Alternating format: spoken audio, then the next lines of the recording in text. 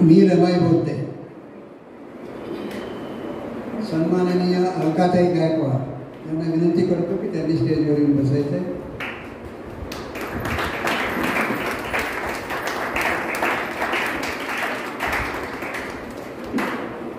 मी Ingale sir, green foundation बहुउद्देशीय संस्था, विश्रांतवाडी, पुणे. वाढते प्रदूषण आणि पर्यावरणाचा जो ऱ्हास होत आहे ते पाहता आमच्या ग्रीन फाउंडेशनच्या वतीने प्रत्येकाने स्वतःच्या वाढदिवसानिमित्त झाडे लावून किंवा झाड लावून उपक्रम हाती घेतला. त्याला अत्यंत प्रचंड प्रतिसाद मिळत आहे. सुरुवातीला स्वराज्य संकल्पक शहाजीराजे भोसले पथ ते कॉमर्झन रोड या रस्त्यावर झाडे लावण्याचा उपक्रम राबविण्यात आला आणि या संस्थेचे उद्घाटन श्री वसव शैलेजा मोडकताई यांनी त्या संस्थेच्या उद्घाटन कार्यक्रमात हजर होते. उपायुक्त मोडक सर आणि त्यांच्या सौ. या उपक्रमाची खरी प्रेरणा आमचे भारतीय बौद्ध महासभेचे संस्थापक आणि विश्वस्त के.बी. मोटघरे सर यांच्या प्रेरणेतून झालेली आहे.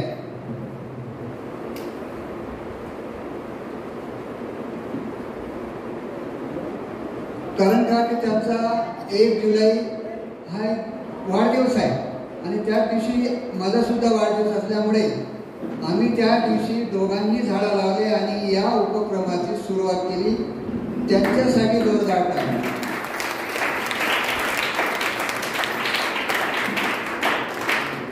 पर्यावरणाचे महत्त्व सर्वांना माहीत आहे. झाडं लावा, झाडं जगवा हा आमचा मुख्य उपक्रम आहे आणि त्या अनुषंगाने त्या संस्थेच्या वतीने आम्ही बहुउद्देशीय संस्था मुलांच्या गुणसमृद्धीसाठी, वाढीसाठी आम्ही एक नवीन उपक्रम चित्रकला स्पर्धेचं प्रजासत्ताक दिनानिमित्त केलेला होता. त्यात 140 मुलांनी भाग घेतला आणि त्यापैकी आज आपण त्यांना प्रमाणपत्र वितरण समारंभाचं आयोजन केलेलं आहे. हे प्रामुख्यानं तो हा कार्यक्रम आहे. आणि कालच जागतिक महिला दिवस संपन्न झालेला आहे अख्ख्या जगभरात आणि हा लढा स्त्रियांच्या हक्काशी, समानतेच्या मुद्द्याशी जोडलेला आहे. 1975 नंतर देशात स्त्रियांचा संघर्षाचा दिन म्हणून साजरा होऊ लागला. मात्र गेल्या काही वर्षापासून महिला दिनाची व्याप्ती वाढली आहे. त्याला येत असलेले उत्सवी स्वरूप पाहता स्त्री मुक्ती दिनाची मागची वैचारिक पार्श्वभूमी आणि संघर्षशीलता हरवली जात आहे असा प्रश्न पडतो. इतर काही या विषयावर न बोलता मागच्या वर्षी ग्रीन फाउंडेशनच्या वतीनं सुरुवात झाली कार्यक्रमाची. यानंतर उत्तरोत्तर त्याची वाढ होत राहील आणि झाडं लावण्याचा उपक्रम जो मेन आहे तो सुरूच राहील. सध्या भारतात स्वातंत्र्य आंदोलनाच्या काळात 8 मार्च रोजी हा जागतिक महिला दिवस पहिला साजरा करण्यात आला. महाराष्ट्रातील स्त्री संघटना आणि कार्यकर्त्यांनी 1983 मध्ये स्त्री मुक्ती आंदोलन संपर्क समिती स्थापन केली. जगभरात शांतता, सहिष्णुता नांदावी म्हणून स्त्रियांच्या चळवळी प्रयत्नशील आहे. त्यातच धर्मांधतेमुळे सहिष्णुतेचे वातावरण नष्ट होत आहे हे खेदाने म्हणावं लागते. आपण सर्व स्त्रियांच्या हक्काचे संरक्षण करूया. महिलांच्या विषयी जागतिक दिनाविषयी मी थोडक्यात प्रास्ताविक केलेला आहे. यानंतर मुख्य कार्यक्रम आहे. मी रमाई बोलते. जागतिक महिला दिनानिमित्त हा आपण आयोजित केलेला कार्यक्रम आहे. त्या कार्यक्रमाला लगेच सुरुवात करीत आहोत. मान्यवरांना विनंती करतो की आपण समोर बसायचं आहे आणि कार्यक्रमाला आपण सुरुवात करूया. धन्यवाद. विश्वाला शांतीचा संदेश देणारे तथागत भगवान गौतम बुद्ध. विश्वरत्न महामानव डॉक्टर बाबासाहेब आंबेडकर, स्त्रियांचे उद्धारकर्ते महात्मा ज्योतिबा फुले, माता रमाई, माता भीमाई, माता सावित्रीबाई यांच्या पवित्र स्मृतींना प्रथम अभिवादन. आणि इथे जमलेले विश्वस्त भारतीय बौद्ध महासभेचे अध्यक्ष मोडगरे सर, त्याच्यानंतर आमच्या जानराव सर आणि सर्व मान्यवर आणि आमच्या समता सैनिक दलाचे जिल्हा अध्यक्ष अण्णा शिंदे आणि सर्वांना माझा क्रांतिकारी जय भीम. तर अतिशय आनंद होतोय. या पॅलेसमध्ये कार्यक्रम घेतलाय रमाईचा इंगळे सरांनी. तर जेव्हापासून कळले तेव्हापासून खूप आनंद झालाय, कारण पॅलेसमध्ये आहे फक्त अजून थोडी गर्दी व्हायला पाहिजे. येतीलच लोक, कारण सांगणं आपलं काम आहे, येणं न येणं त्यांच्या हातात. तर असं काय हरकत नाही, जेवढे आले तेवढ्यात आम्ही खुशी कार्यक्रमाचं. तर अलकाताई आता जवळजवळ मला असं वाटतं 8 वर्ष झाले असतील हा होय मी रमाई बोलते हा कार्यक्रम घेतात आणि जवळजवळ त्यांचा आता हा मला वाटतं 78वा प्रयोग आहे. आणि अलकाताई कस्टममध्ये सर्व्हिसला होत्या, सिनियर पोलीस म्हणून कॉन्स्टेबल, आणि त्याच्यानंतर चांगली कामगिरी केली त्यांनी, चांगली कामगिरी केली, त्यामुळे त्यांना पुरस्कारही मिळाले. प्रबुद्ध प्रेरणा विहारात कार्यरत असताना त्यांना एक जीवन गौरव पुरस्कार सुद्धा मिळाला. आणि रमाईचे सुद्धा प्रयोग त्यांचे भरपूर झाले, त्यामुळे रमाई फाउंडेशनतर्फे त्यांना पुरस्कार मिळालेला आहे रमाईचा. त्यांना त्यांची थोडक्यात ओळख देते. त्यांना 3 मुलं आहेत, 2 मुलं आणि 1 मुलगी आहे. मिस्टर आहेत त्यांचे आणि त्याही रिटायर झाल्यात, मिस्टरही रिटायर झालेत. 5 नातवंड आहेत त्यांना आणि मोठा नातू पण त्यांचा इंजिनियर झालेला आहे. असा अलकाताईंचा जीवन प्रवास चालू आहे. त्याच्यातून आता त्या प्रबुद्ध प्रेरणा विहाराच्या सध्याच्या अध्यक्ष आहेत आणि भरपूर म्हणजे कार्यरत असतात. समता सैनिक दलाच्या CNC आहेत, म्हणजे सारखं त्यांनी त्यांना कार्यक्रमात असं गुंतवून घेतलेलं आहे. अष्टपैलू व्यक्तिमत्व आहे अलकाताईंचं. तर असा हा आमचा जीवन प्रवास सुरू आहे. तर मी कार्यक्रमाला सुरुवात करण्यापूर्वी चव्हाणताईंना विनंती करते की त्यांनी त्यांचे एक स्वागत गीत म्हणायचे. परमपूज्य नेते डॉक्टर बाबासाहेब आंबेडकर यांच्या प्रतिमांना विचारांना प्रथम अभिवादन. तसेच उपस्थित असलेले सर्व उपासक उपासकांना माझा मैत्रीपूर्ण जय भीम. जय भीम.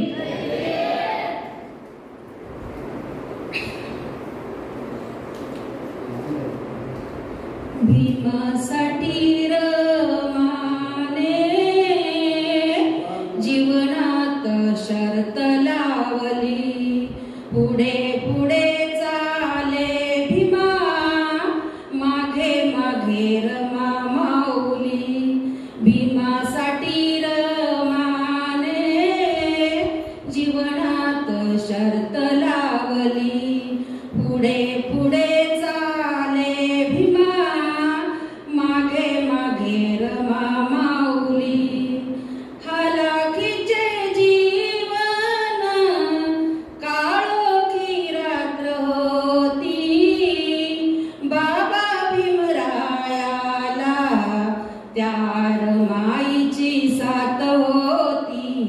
नवती नशिबात, नवती नशिबात सुखाची चैन सावली, पुढे पुढे चाले भीमा, मागे मागे रमा माऊली. भीमासाठी रमाने जीवनात शर्त लावली, उच्च शिक्षण घेण्या भीम परदेशी जाई, यशवंत बाळताना त्या रमाईला हाक देई.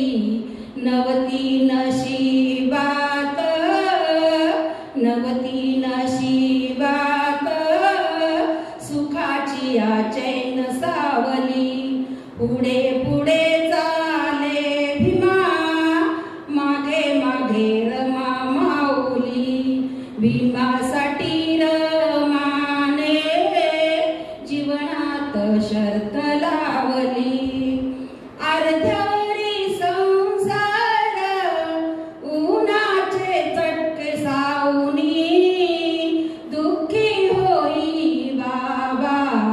त्या माऊलीची व्यथा पाहुनी सेवा परिवाराची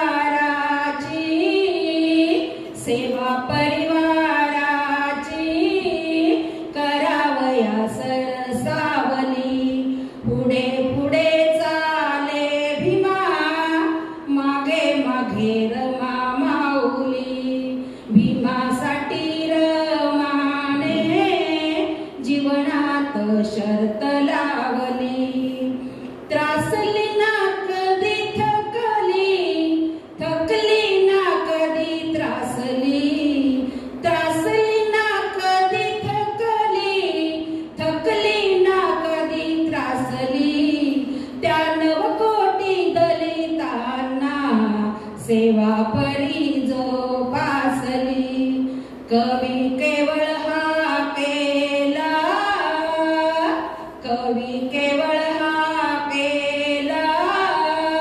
रमा भीमा दोघी धावली पुढे पुढे चाले भीमा मागे मागे रमा माऊली भीमासाठी रमाने जीवनात शर्त लावली भीमासाठी रमाने जीवनात शर्त लावली भीमासाठी रमाने जीवनात शर्त लावली जय भीम रामजी सुभेदाराची सूनबाई रामजी सुभेदाराची सूनबाई 9 कोटीची माता रमाई 9 कोटीची माता रमाई 9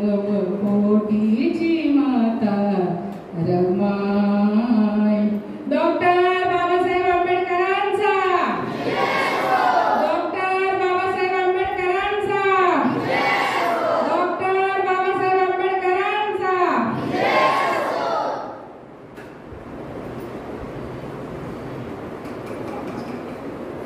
बुद्धं शरणं गच्छामि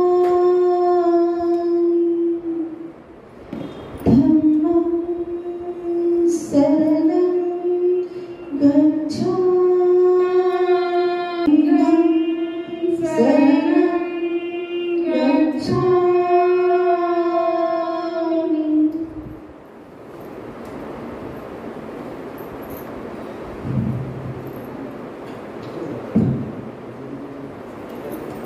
भावांनो आणि माझ्या बहिणींनो ओळखलं तुम्हाला नाही ना मी रामी रामो साहेबांची रामो तुम्हा सर्वांची रमाई अहो तुम्ही मला नाही ओळखणार पण माझ्या साहेबांना मात्र तुम्ही सगळे ओळखता बरं अहो माझा साहेब म्हणजे विद्वान पंडित मनुस्मृतीचे दहन करणारा सेनापती क्रांती सूर्य चंद्र आणि सूर्याने सुद्धा माझ्या साहेबांना पाहिलंय आणि त्यांच्या डोळ्यात लागलं बघा अहो माझा साहेब म्हणजे सागरवाणी ज्ञान आणि पाडावाणी उंचीच तसं माझा साहेब आणि त्याच भारताच्या खाडीतून निघालेला एक कोहिनूर हिरा म्हणजे माझा साहेब धगधगत्या ज्वालातून जो ज्वालामुखी निघतो ते म्हणजे माझा साहेब आणि अशा या साहेबाची मी रामो अर्थात तुमची सर्वांची रमाई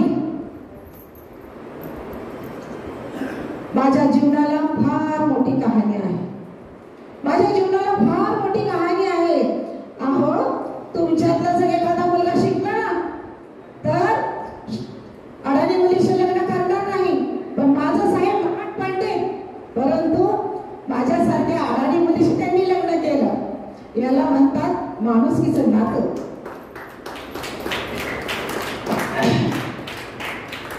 माझा जन्म दाभोळजवळ वडद गावात झाला आता तुम्ही म्हणता बाई तुझं घर कसं ओळखायचं तर बघा माझ्या घराच्या एका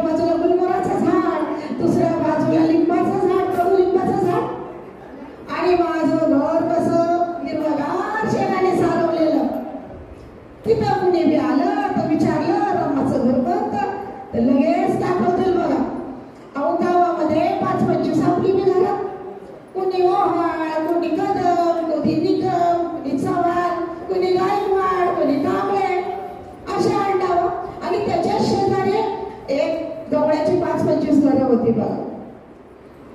आमचं तसं बरं चाललं होतं. बाप माझा वजी वाहून थकलेला, बंदरावर माशाच्या टोपल्याची थकलेला असायचा. पण माझ्यापासून माझ्या आईवर लय जीव आणि आमच्या त्या दोघांचा आमच्यावर जीव. कुटुंब सुखात चाललं होतं. बाबाचं मधून अजून कधी दुखायचं आणि ते दुखत असताना आई त्याची काळजी करायची. आणि एक दिवस काय झालं, बाला बंदरावर चक्कर आली आणि उलटी बी झाली रक्ताची. ही गोष्ट मात्र माझ्या आईच्या कानावर पडली.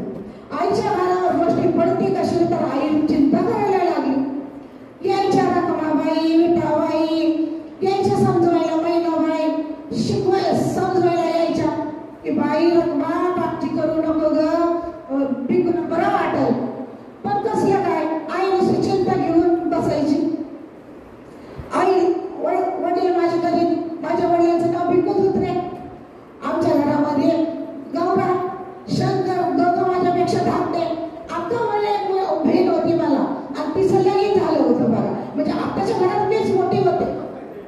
बाबामध्ये मुंबईला जायचे आणि मुंबईला गेलो काय व्हायचं, तिकडे गेले की म्हणायचे उन्नंतर आले आणि मग माझे बाप काय म्हणायचे, धुत्रे आडनाव नकोच मला, धुत्रे आडनाव नकोच मला, मला वनंकरच आडनाव पाहिजे. म्हणून माझ्या वडिलांनी आमचं आडनाव वनंकरच लावलं. धुत्रे आडनाव विसरूनच गेले बघा. असंच एक माझ्या ठसका लागला, बाला ठसका लागला होता. आई काळजी करत होती. आई काळजी करत असताना आई बा खेळ असं अंगणामध्ये बसायचो आम्ही. अंगणामध्ये बसल्यावर आई नेहमी काळजी करत बसायची. गौरा आणि शंकर हुदडायचे. आई मला जवळ घ्यायची. जवळ घेऊन माझ्या डोक्यावर हात फिरवायची आणि म्हणायची माझी बाई लई गुणाची आहे, माझ्या बाई चांगल्या घरामध्ये पडेल बघा. वडील म्हणायचे काम करून माझी बाई बघ कशी वाळल्या लाकडात वाळून गेलेली आहे, जसं काही धुणं वाळत घालतो त्या लाकडासारखी वाळून गेली. आता हिला कोणी सांगावं ही सगळीच कामं तू कर म्हणून. पण हवंच ना हिला काम करायचे. आई सगळं मला शिकवत होती. बाई लेकीच्या नातीला लांदायला जायचं असतं, लोकांच्या घरी जायचं असतं. लेकीने कसं घासलेल्या भांड्यागत असावं. तुम्ही भांडी कशी घासून नक्क करता, अगदी तसं आपलं मन पाहिजे स्वच्छ. कुणाबद्दल द्वेष नको, कुणाबद्दल मत्सर नको, कोणाची निंदा नको, नालास्ती नको, कुणाबद्दल वाईट बोलायचं नाही. हे आई मला शिकवायची की बाई बघ चांगल्या कामाची कदर उशिरा का होईना पण होत असते. आणि परत आई हेही सांगायची की बघ बाई मी हे शेल्या गौऱ्या थांबते आणि त्याचा पैसा करते, आपल्या प्रपंचाला लागतो तो पैसा. आणि हे जे भीड भांडवली काम आहे हे कधी विसरायचं नाही. अशी आई नेहमी जवळ घेऊन मला पटापटा माझ्या मुखे घ्यायची, डोक्यावरून हात फिरवायची, लय माया करायची माझ्यावर. अशीच आता आई वडिलांना जसं तिला कळलं रक्ताची उलटी झाली, चिंता रोग लागला, तिला चिंता करू लागली आणि बिछाण्यावर पडली. खाणं पिणं सोडलं. सगळे लोक यायचे, काय बाई खायला घेऊन यायचे आणि काय बाई खायला घेऊन आले की आम्ही लेकरं खायचं आणि मग उतरायचं. आई इकडं आजारी. आणि एक दिवशी सकाळी असं झालं की घरामध्ये गर्दी जमली की अहो गर्दी जमली. कोणी इकडं पळतंय, कोणी तिकडं पळतंय, कोणी काय औषध देतंय आईला. आईला धाप लागलेली होती. आईच्या छातीत चमका निघत होत्या. माझं डोकं पाय चोळत होता. पाय चोळतोय, पाणी देतंय, कोणी काय देतंय, कोणी काय नाही देतंय. तेवढ्यात आई मला म्हणते कशी, अहो लेकरांना माझ्या जवळ द्या, माझ्या लेकरांना माझ्या जवळ द्या. रस्ता करण्यात आला. आम्हाला लेकरांना कोणी घरी आतमध्ये जाऊ देत नव्हतं. परंतु लगेच लोकांनी जमा बाजूला केला. आम्हाला लेकरांना आतमध्ये घेतलं. शंकर लय लहान होता बघा. शंकर माझा भाऊ लय लहान होता. त्याच्या डोक्यावरून आईने हात फिरवला, काही कळत नव्हतं त्याला. गौऱ्याच्या तोंडावर हात फिरवला आणि मुका घेतला. माझ्या डोक्यावर हात ठेवला आणि सुखी हो बाळा म्हटली आणि तिला ठसका लागला. तसं आईने डोळे झाकलं. आईने चोरळ झाकला. तोच कलका उडाला. आई आम्हाला सोडून गेली होती. आई सोडून गेली होती. बाई हाय खाल्ली होती. पाठ होता दोन्ही गुडघ्याच्या मध्ये डोकं करून डसा रडत होता. बघता सगळीकडे पोचली, बातमी सगळीकडे पोचली. मुंबईवरून गोविंद बोरकर मामा आला. तसंच माझा चुलता सुद्धा तिथंच मिळाला होता मुंबईला. ही दोघंही आले. कळल्यावर सगळे आईचा गौराचा हबरडा, शंकरचा ओरडा, सगळा गाव बघत होता. मामा आला. मामाच्या कुणाच्या खुशीत आम्ही पण जाऊन रडालो असं आम्हाला झालं होतं. मामा आला, चुलता आला, आम्ही त्यांना बिलवलो. जिकडच्या तिकड झालं. 2-4 दिवसात मामा निघून गेला, चुलता निघून गेला. आता राहिला आमचा संसार. आता राहिला बाबा, आमची 2 भावंड आणि मी. आता घरामध्ये मीच झाले होते. चलू काय करत आता करते मीच होते. आईने सांगितलेली सगळी कामं मी करत होती. जशी आई करत होती तशीच पाठवून होते, शेती थांबत होते, लाकडाची मोडी आणत होते, घरात स्वयंपाक करत होते. सगळा संसार कसा मी अगदी आई सारखा चालवला होता. थोडे दिवस जातात वडील मला जवळ बोलावतो आणि म्हणतो कसं बेटा मग रखमाने आता तुझ्या जीवावर सोडलंय. आता हे सगळं तुला सांभाळायचंय बेटा. सगळं काय नीट चाललं होतं आणि एके दिवशी सगळं काय घरातून उरकलं आणि गेले मी सरपण आणायला. सरपण आलेले गेले. कधी रात्र झाली कळलीच नाही की रात्र झाली. रस्ता पुढे दिसतोय. वडील आले. वडिलांनी बघितलं. घरात आल्यावर बघितल्यानंतर म्हणले माझी रामी कुठे आहे? तर रामी अजून आलीच नाही. वडील निघाले जंगलाकडे त्या आणि तिकडून मी तिकडून येते. वडील रामी करून हाक मारते. वडील चक्कर येऊन पडले. आता आवाज बंद झाला होता. मी वडिलांचा हाक ऐकली होती. ते आगेच्या दिशेने चालले होते. वडिलांचे हाक का ऐकले ना म्हणून मी कासावी झाले होते. तेवढ्यात मला वडील पडलेले दिसले. मी वडिलांना गेलेले बाबा मी आले बघा मी रामी. कशी तरी जागी झाले. दोघांनी मिठी मारली एकमेकाला. घरी आल्यानंतर बाप भिंतीला टेकून आमच्या समोर बारडत नसायचं. मला खूप राग येत होतं पण बारडत नव्हता. कारण लेकरं लेवताच होती. लेकरांसमोर रडायला नको.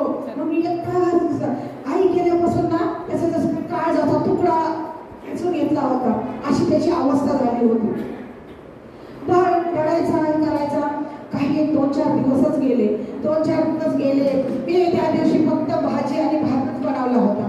घरामध्ये फक्त भाजी भात बनवला. शंकर काय खात होता. बाकीचे जेवले पण शंकर काय जेवला. शंकरला मी जवळ घेतलं आणि माझ्याकडे बघितलं. त्याच्या डोळ्यात पाणी तरळलं होतं. मी शंकरला जवळ घेतलं. शंकरला म्हणलं शंकर बाळा खा, थोडस जेवण घे, भात आणि भाजी खाऊन घे. म्हणलं नाही म्हणलं ताई मला नाही खायचं. अगं किती दिवस झाले माझी आई दिसली नाही. कुठं गेली ती? मला तिला भेटावंसं वाटतंय. आता मी त्याला माझं मनी बडबडून आलं. मी म्हणलं कसं सांगायला आता आई आपली लांबच्या प्रवासाला गेली म्हणून. शंकर झोपला. शंकर नाही जेवला. 2-4 दिवस गेले. सकाळीच पाणी मला हाक मारली. रामी बेटा इकडे ये. तर आम्ही जवळ गेले त्याच्यावर. काय झालं? पाणी दिलं. रामी माझं काय खरं नाही. मी काय जास्त दिवस जगत नाही. मला माहित आहे रामी तुझं खेळायचं वय. मला माहित आहे तुझं खेळायचं वय आहे. पण नाही इलाज आहे रामी मी काय जगत नाही. पाणी पिल्यानंतर रामी ठसका लागला तसं पाणी खोकता गाढवा जीव गेला. सुद्धा आम्हाला सोडून गेला. सारी दुनिया आम्हाला सुनी झाली होती. कोणी नव्हतं या पृथ्वीवर. कोणी नव्हतं आमचं. असंच गावकऱ्यांनी तिकडं कळवलं मुंबईला कळवल्यानंतर तिकडं परत गोविंद बोरकर मामा आणि आमचे चुलते आले. सगळ्या स्वयंस्कार उरकलं. आता असं माझ्या डोळ्यातलं पाणी आटलं होतं. मला रडू येत नव्हतं. माझी अशी गत झाली होती की या लेकरांकडे बघू तो बाबाकडे बघू अशी माझी गत झाली होती. गावातली लोक आम्हाला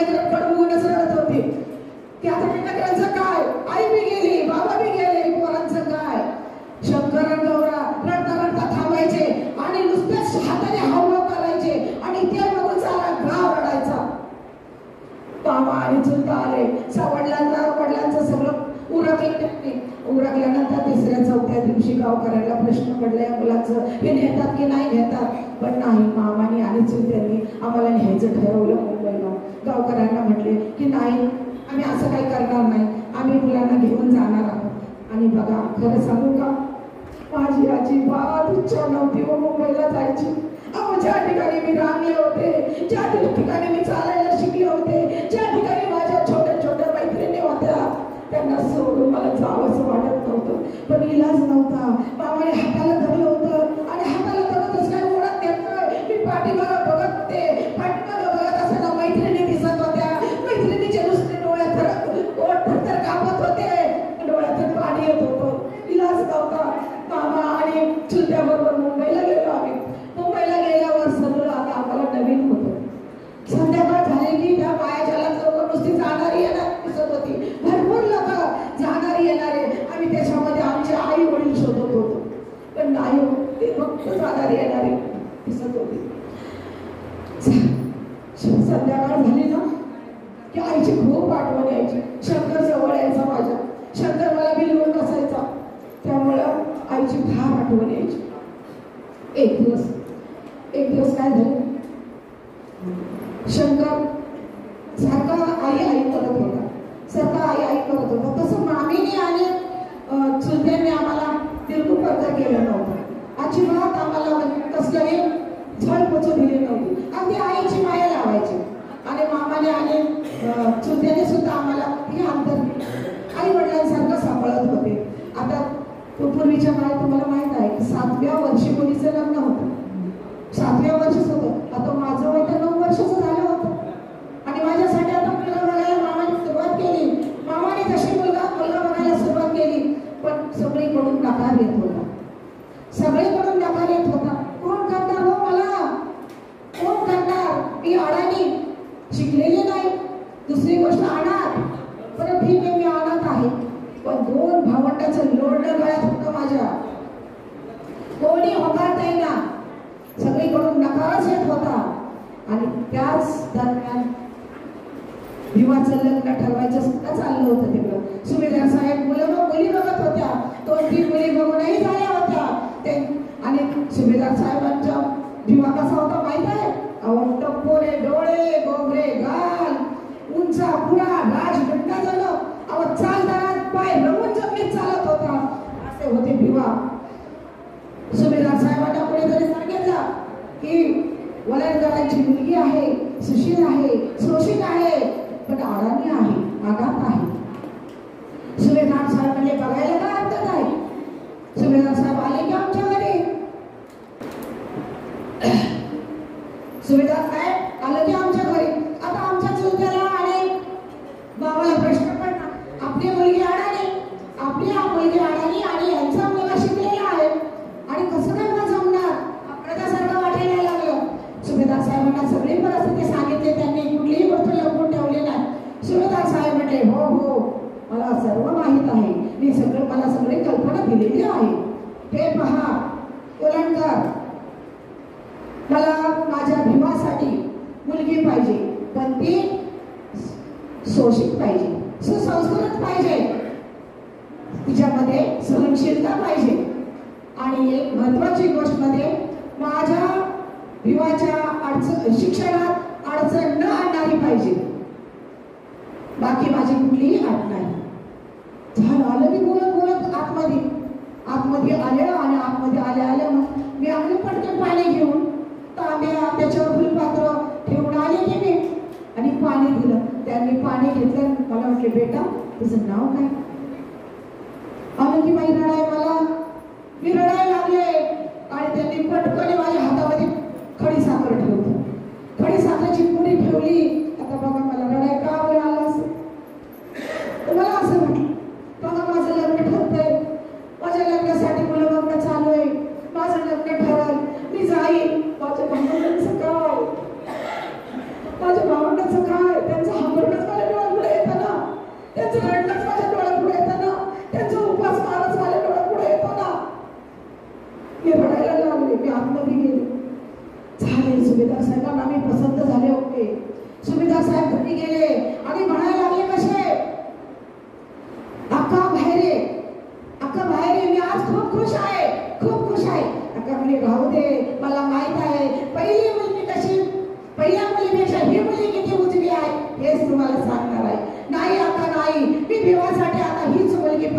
केलेली आहे आणि ही वलनकरांची मुलगी आहे, अनाडी आहे, अनाथ आहे आणि शोषित आहे, सुसंस्कृत आणि जशी माझ्या विवाहाला पाहिजे होती आणि तशीच आहे. झालं तर मग ठरवलं ना विवाह. पण एक गोष्ट बोलू नये, हा बोल गे ह्या वर्षी आपण विवाहाचं लग्न करायचं नाही. का बरं? का नाही करायचं? विवाहाचं लग्न ह्याच वर्षी यंदाच होणार नाही. ह्या वर्षी नको. का बरं? अगं हे मॅट्रिकचं वर्ष आहे त्याचं आणि त्याच्या शिक्षणामध्ये झड नको, ह्या वर्षी नको. नाही अक्का, हा विचार सोडून दे. माझा विवाह प्रज्ञावंत आहे. तो बाई लग्न झाल्या म्हणून बायकोचं ऐकून शिक्षण सोडणार नाही. वादळ आहे वादळ, तो शिक्षण सोडणार नाही. झालं तर ठरवलं ना, झालं बाबा. बघा मुलांना, नवरीने नवऱ्याला पाहिलेलं नाही आणि नवरीनेही नवऱ्याला पाहिलं नाही, नवऱ्यानेही नवरीला पाहिलं नाही, पण लग्न मात्र आमचं जमलं. वाऱ्यासारखी बातमी गावोगावी पसरली. शिकल्या सवरलेला मुलगा आंबेडकर आणि अडाणी मुलगी वलनकरांची यांचं लग्न ठरतंय म्हणून वाऱ्यासारखी बातमी गावोगावी पसरली. चर्चा उलटसुलट चर्चा सुरू झाल्या आणि आली की भांडणं आता सपकाळ साहेबांकडं. का हो सुभेदार साहेब, काय कमी होतं आमच्या मुलीमध्ये? सांगा बरं, काय कमी होतं आमच्या मुली? सुभेदार साहेब म्हटले, लोक हो तुमची मुलगी सुसंस्कृत आहे, शिकले सवरलेली आहे, पण मी जी मुलगी बघितली ती अनाथ आहे, तिला आधार मिळावा म्हणून मी हे स्थळ मंजूर केलेलं आहे माझ्या विवाहासाठी. दुसरं याच्यामध्ये काहीही नाही. जो काही दंड बसेल पंचाचा तो मी भरायला तयार आहे. पूर्वी दंड असायचा, कारण मुली तुम्ही जर बघून आला तिला होकार व नकार न कळवता दुसरं लग्न तुम्ही ठरवलं तर त्याला दंड असायचा. सुभेदार साहेब शब्दाचे पक्के होते, त्यांनी दंड भरला. एवढंच केलं नाही तर त्या मुलींसाठी स्थळं बघितली, एवढंच केलं नाही तर त्यांच्या लग्नाला आर्थिक मदत केली आणि ते दोषमुक्त झाले. झालं आता आमचं लग्न ठरलं बरं का. आमचं लग्न ठरलं ते खूप मोठं महाकथानक आहे. बघा आज जर मुलीचं लग्न ठरलं तर मुलगी काय म्हणाल? कुठला शालू घेऊ, काय घेऊ, घागरा चोली घेऊ, गळ्याच्या घेऊ, का काय करू, का कुठल्या पार्लर मध्ये जाऊ, हे पहिलं विचारणार. आणि मुलगा काय विचारणार? काय जेवण देणार ना पुढच्या टेबलवर, 5 पक्वान असणार ना, किंवा हॉलमध्ये तुम्ही लग्न करून देणार ना, सुटबुट मिळणार ना, मला आमटी घड्याळ मिळणार ना. काय हो आमच्या घराला काही नव्हतं बरं असं. काय नव्हतं सांगते काय, त्यांनी मला बघितलं नव्हतं, मी त्यांना बघितलं नव्हतं. आणि लग्नाचं कुठं जमलं माहिती आमचं? अहो लग्न आमचं झालं भायखळ्याच्या मच्छी मार्केटमध्ये. दोन्ही बाजूनी गटार वाहतोय, त्याच्यावर ठेवले 2 खोके, एका बाजूला वर उभा, एका बाजूला वर मला घेऊन नवरी मी, दोघे एकमेकाच्या समोर उभे आणि आमचं लग्न भायखळ्याच्या भाजी मंडईमध्ये. बघा नवरदेवाने हात धरलेला, डोळ्यातून टपाटप चांदीसारखे आसू गळतात. एक माणूस पुढे आला, नवरदेवाला आईच्या आठवण झाली. मी भाडावर आले आणि मलाही माझी आई आठवली, मलाही माझी आई आठवली, माझा थरकणारा बापच आठवला, माझे ओरडणारे माझी भावंडच आठवली. माझ्याही डोळ्यातून गळा अश्रू व्हायला लागले. बघा नवजीवनाची सुरुवात करणारे दाम्पत्य ही जगातली पहिलीच गोष्ट असेल ना. नवजीवनाचे सुरुवात करणारे दाम्पत्य एकमेकासमोर उभा राहून राहतात. मला वाटतं जगात पहिली गोष्ट असेल. तेवढ्यात एक वयस्कर माणूस आला आणि म्हणला, अरे बाबा काय वेळ लावताय, बाजार भरायची वेळ होईल, उरत घ्या. तेवढ्यात दोघं भांडावर आल्यावर साहेबांनी माझ्या गळ्यात हार घातला, मी त्यांच्या घरात हार घातला, सर्वांनी अक्षता टाकल्या. झाले क्षणामध्ये मी वलनकरांची आंबेडकर झाले. लग्न झालं पण लग्नाचा अर्थ मात्र मला कळत नव्हता बरं का. एक थोडंसं जीवनामध्ये सुख आलं.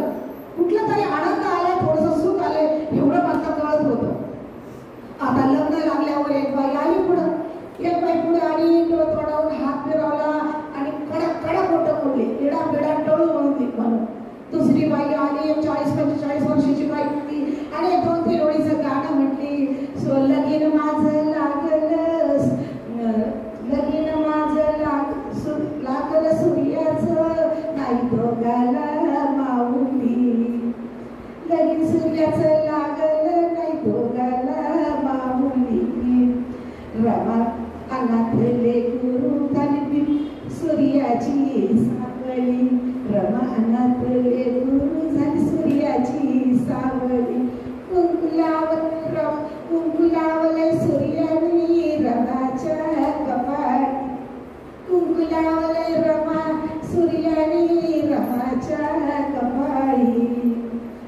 आणि काळाला काळा नाही मानता काळानी हे बघितले चंद्राने टाकली मान टाकली चंद्राने. असं एक 2-3 ओळीचं गाणं एक म्हातारी बाई येऊन बोलली. तेवढ्यात आता काही बायांचं हे झालं की बाबा नाव घे म्हणून मला जास्त आग्रह करण्यात आला. आता विचार करा तुम्ही, अहो नाव शिकवायला एखादी मैत्रीण तर पाहिजे का नाही? नाव शिकवायला एखादी मैत्रीण तर पाहिजे की नाही? अहो मैत्रीण तर सोडा, आई तर पाहिजे की नाही? कोणी नव्हतं माझं कौतुक करायला, कोणी नव्हतं. असंच एखाद्या लग्नामध्ये कुणाचं तरी नाव ऐकलं आणि उलटं पालटं करून तेच नाव घेतलं. कसा तरी वेळ घालून नेली. वरात निघाली. वरात ती कसली? वरात म्हणजे काय? एकमेकाची सोनं काढणं. पूर्वीच्या काळी असंच असायचं, एकमेकाची सोनं काढली गेली. आमच्या समोर कसं तरी गेलो आम्ही आता बाहेर गेल्यानंतर मला असं वाटत होतं शिकल्या सवरलेला मुलगा. आता हे लग्न जे होतं अशिक्षित मुलाचं लग्न, अशिक्षित समाज हे शिकल्या सवरलेल्या मुलाचं लग्न बघत होतं आणि सगळ्याला कौतुक होतं ते लग्न बघायचं की शिकल्या सवरलेला दलित समाजामध्ये शिकल्या सवरलेला पहिला होता आणि त्याचं लग्न म्हणजे कौतुक होतं. ही गर्दी होती. घरापर्यंत पोहोचवण्यापर्यंत आमच्या बरोबर सगळे होते आणि तिथं आल्यानंतर त्यांना वाटत होतं, आता मलाही वाटत होतं की आता शिकले सवरलेला मुलगा म्हणजे काहीतरी वेगळं घर असेल. नाही, घरात गेले मी तशीच मडकी गाडगी होती, परंतु गळा भरून जे होतं ते कशाचं होतं माहिती? सगळीकडे पुस्तकं होती. ते घर हे पुस्तकाने भरलेलं होतं आणि पूर्ण त्याच्या घरातली माणसं साहेबांच्या शिक्षणाभोवती फिरत होती. गेल्या जाते म्हणते, बघ रमा बघ, भिवा अभ्यास करत असतो, तू त्याचा राग धरायचा नाही. तुला काय हवं नवं ते लक्ष्मीला सांगायचं, तुझी सासू जिजाऊ आहेच, तिला विचारायचं. रमाश भिवा अभ्यास करत असतो, त्याला तू त्याचा राग धरायचा नाही. झालं, माझा संसार सुरू झाला. मी थोड्या दिवसात सगळ्यांची मनं जिंकली. सगळ्यांची मनं जिंकली. सुभेदार साहेबांचं सगळं करत होते, तसंच मीरा आत्याचं सगळं करत होते. मीरा आत्याची सेवा करत होते, त्यांच्या औषध पाण्याचा विचार करत होते, सगळं काही व्यवस्थित करत होते. काही दिवस गेले. साहेब मॅट्रिक पास झाल्यानंतर साहेबांचा सत्कार करायचा ठरलं आणि मग केळुसकर गुरुजी आणि सीके बोले हे त्यांचा सत्कार करणार होते. पण सुभेदार साहेबांना ते मान्य नव्हतं. सुभेदार साहेब म्हणे, नाही, माझ्या भिवाचा सत्कार वगैरे करायचा नाही. का सत्कार करायचा नाही? मुलगा हा तुमच्या समाजामध्ये पहिला मुलगा हा पास झालेला 10वी आणि सत्कार का करायचा नाही? सत्कार तर झाला पाहिजे. नाही, माझ्या भिवाला शिकून सवरत खूप मोठा करायचा आहे मला आणि तेवढ्याशा कारणावरून माझा मुलगा सत्कार केला तर होऊन जाईल आणि पुढचं सगळं थांबेल. नाही, सर म्हणे, केळुसकर गुरुजी म्हणतात, मी तुमच्या भिवाला चांगला ओळखतो, असं काहीही होणार नाही. आणि झालं की आला सत्काराचा दिवस. सत्कार होता माझ्या साहेबांचा आणि त्या कार्यक्रमाचे अध्यक्ष होते सीके भोळे आणि केळुसकर गुरुजी होते आणि सत्कार मूर्ती होते माझे साहेब.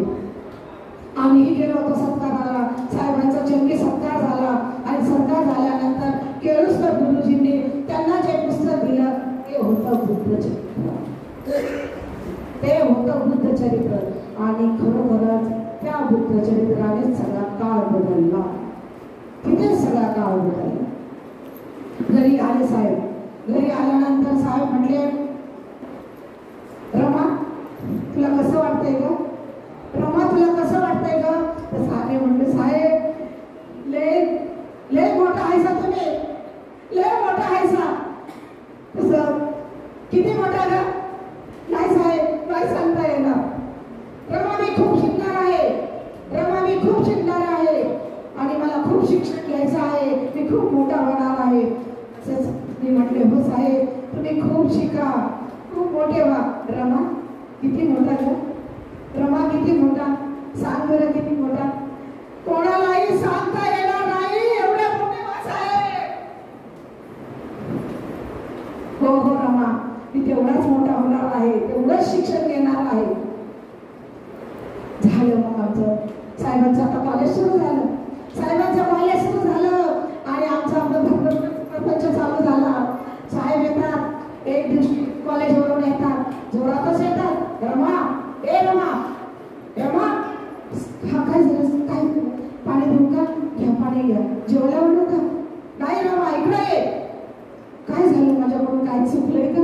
नाही रमा काय चुकलेलं नाही तुझं. ए बघ रमा, तुला आता शिकलं पाहिजे, तुला आता शिकलं पाहिजे. मी शिकलंच नाही पाहिजे, चांगले ग्रंथ तुला वाचता आले पाहिजे. साहेब तुम्ही एवढे मोठे ग्रंथ वाचताय आणि मी एवढं शिकून काय करणार आहे? तुम्ही वाचताय तेवढं वाचते. नाही रमा नाही, शिकलं पाहिजे. मी तुम्हाला प्रत्येक बाईने शिकलं पाहिजे, प्रत्येक बाईला ग्रंथ वाचता आला पाहिजे. नाही नाही साहेब नाही म्हणायचं मला. अगं रमा तुला ती म्हण माहित आहे का? जिच्या हातात पाळण्याची दोरी, ही म्हण माहित आहे का तुला? होय होय साहेब माहित आहे की. अगं जिच्या हातात शिक्षणाची दोरी ती योग्य दिशेला धोका देईल. आता ह्याच्या पुढे बोललं काय माझं होच म्हणणं मला होतं. होय साहेब शिकवत पण माझी पण आट आहे, माझी पण आट आहे. आता साहेबांना म्हटलं कुठली आट घालणार ही? साहेबांच्या डोक्यावर थोड्याशा आठ्या पडल्या. मग साहेब म्हटलं हो हो सांगे काय तुझं खरं सांग. तसे म्हटले साहेब मला तुम्हीच शिकवायचं. अरे साहेबांनी उडीच मारली. हो हो शिकवणार की का नाही शिकवणार? शिकवणार मी. आणि ते अगं महात्मा फुलेंनी नाही का शिकवलं सावित्रीबाईंना? अगं सावित्रीबाई अडाणी होती, सावित्रीबाई अडाणी होती. सावित्रीबाई अडाणी असून ताणूभीरच्या सारख्या बाईला तिने घडवलं. ताराबाई शिंदे हिला तिनेच घडवलेलं आहे सावित्रीबाई फुलेंनी. अगं एवढंच नाही तर भारताची आपली पहिली मुख्याध्यापिका फातिमा शेख ही सुद्धा सावित्रीबाईनेच घडवलेली आहे. अगं एवढंच नाही, महाराष्ट्राचे तुकडे वेशीला टाकणारी मुक्ता साळवे सुद्धा सावित्रीच्या शाळेचीच आहे. मग बाई शिकली तर काय करू शकते? झालं मी तुला शिकवणार. ज्योतिबांनी वखरलेल्या शेतामध्ये अक्षरं गिरवायला शिकवली आणि हीच अक्षरं काळाच्या डोक्यावर विराजमान झाली. हा इतिहास त्याला साक्षीदार आहे, हा इतिहास त्याला साक्षीदार आहे की मातीची अक्षरं काळाच्या डोक्यावर विराजमान झालेली आहे. झालं बाई आता शिक्षण सुरू झालं माझं. शिक्षण साहेब मला शिकवायला सुरू केलं साहेबांनी.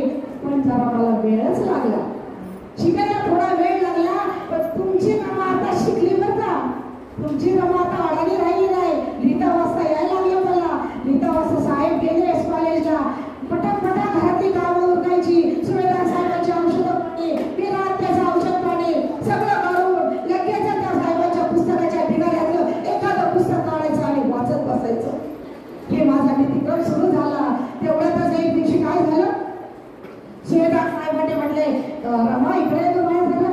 म्हणलं काय झालं बाबा? मी त्यांना बाबाच म्हणायची. म्हणे बाबा मला म्हणजे बाबा काय झालं? तो म्हणे मला त्या पुस्तकाचं एक पुस्तक वाचून दाखव. त्यांनीच पुस्तक काढून आणून दिलं आणि मला म्हटलं हे पुस्तक वाचव. आणि ते पुस्तक होतं बुद्ध चरित्र आणि त्यातला भाग होता गौतम बुद्धांचा त्याग, ग्रहत्याग. गौतम बुद्धांचा ग्रहत्याग हे पुस्तक होतं. ते पुस्तकाचा 1 तास मी वाचून दाखवलं. 1 तासामध्ये सुभेदार साहेब खूप रडले, खूप रडले होते त्या दिवशी. त्यांना त्यांचा मुलगा डोळ्यापुढे दिसत होता. अशातच एक आनंदाची बातमी आमच्या पुढे आली. अशातच एक आनंदाची बातमी पुढे आली. साहेब बाबा म्हणणार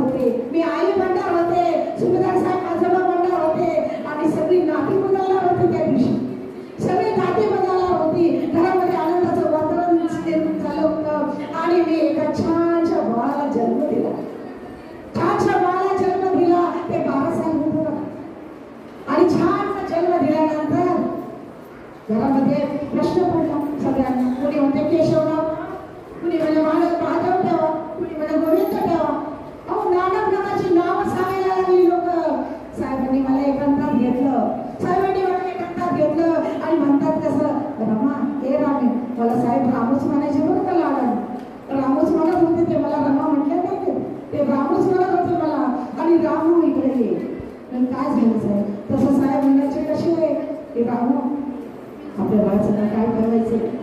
अहो साहेब तुम्ही ठेवत नाही, तुम्ही ठेवतात ते ठरवलं मी बाळाचं नाव काय ठेवायचं. काय ठेवायचं साहेब?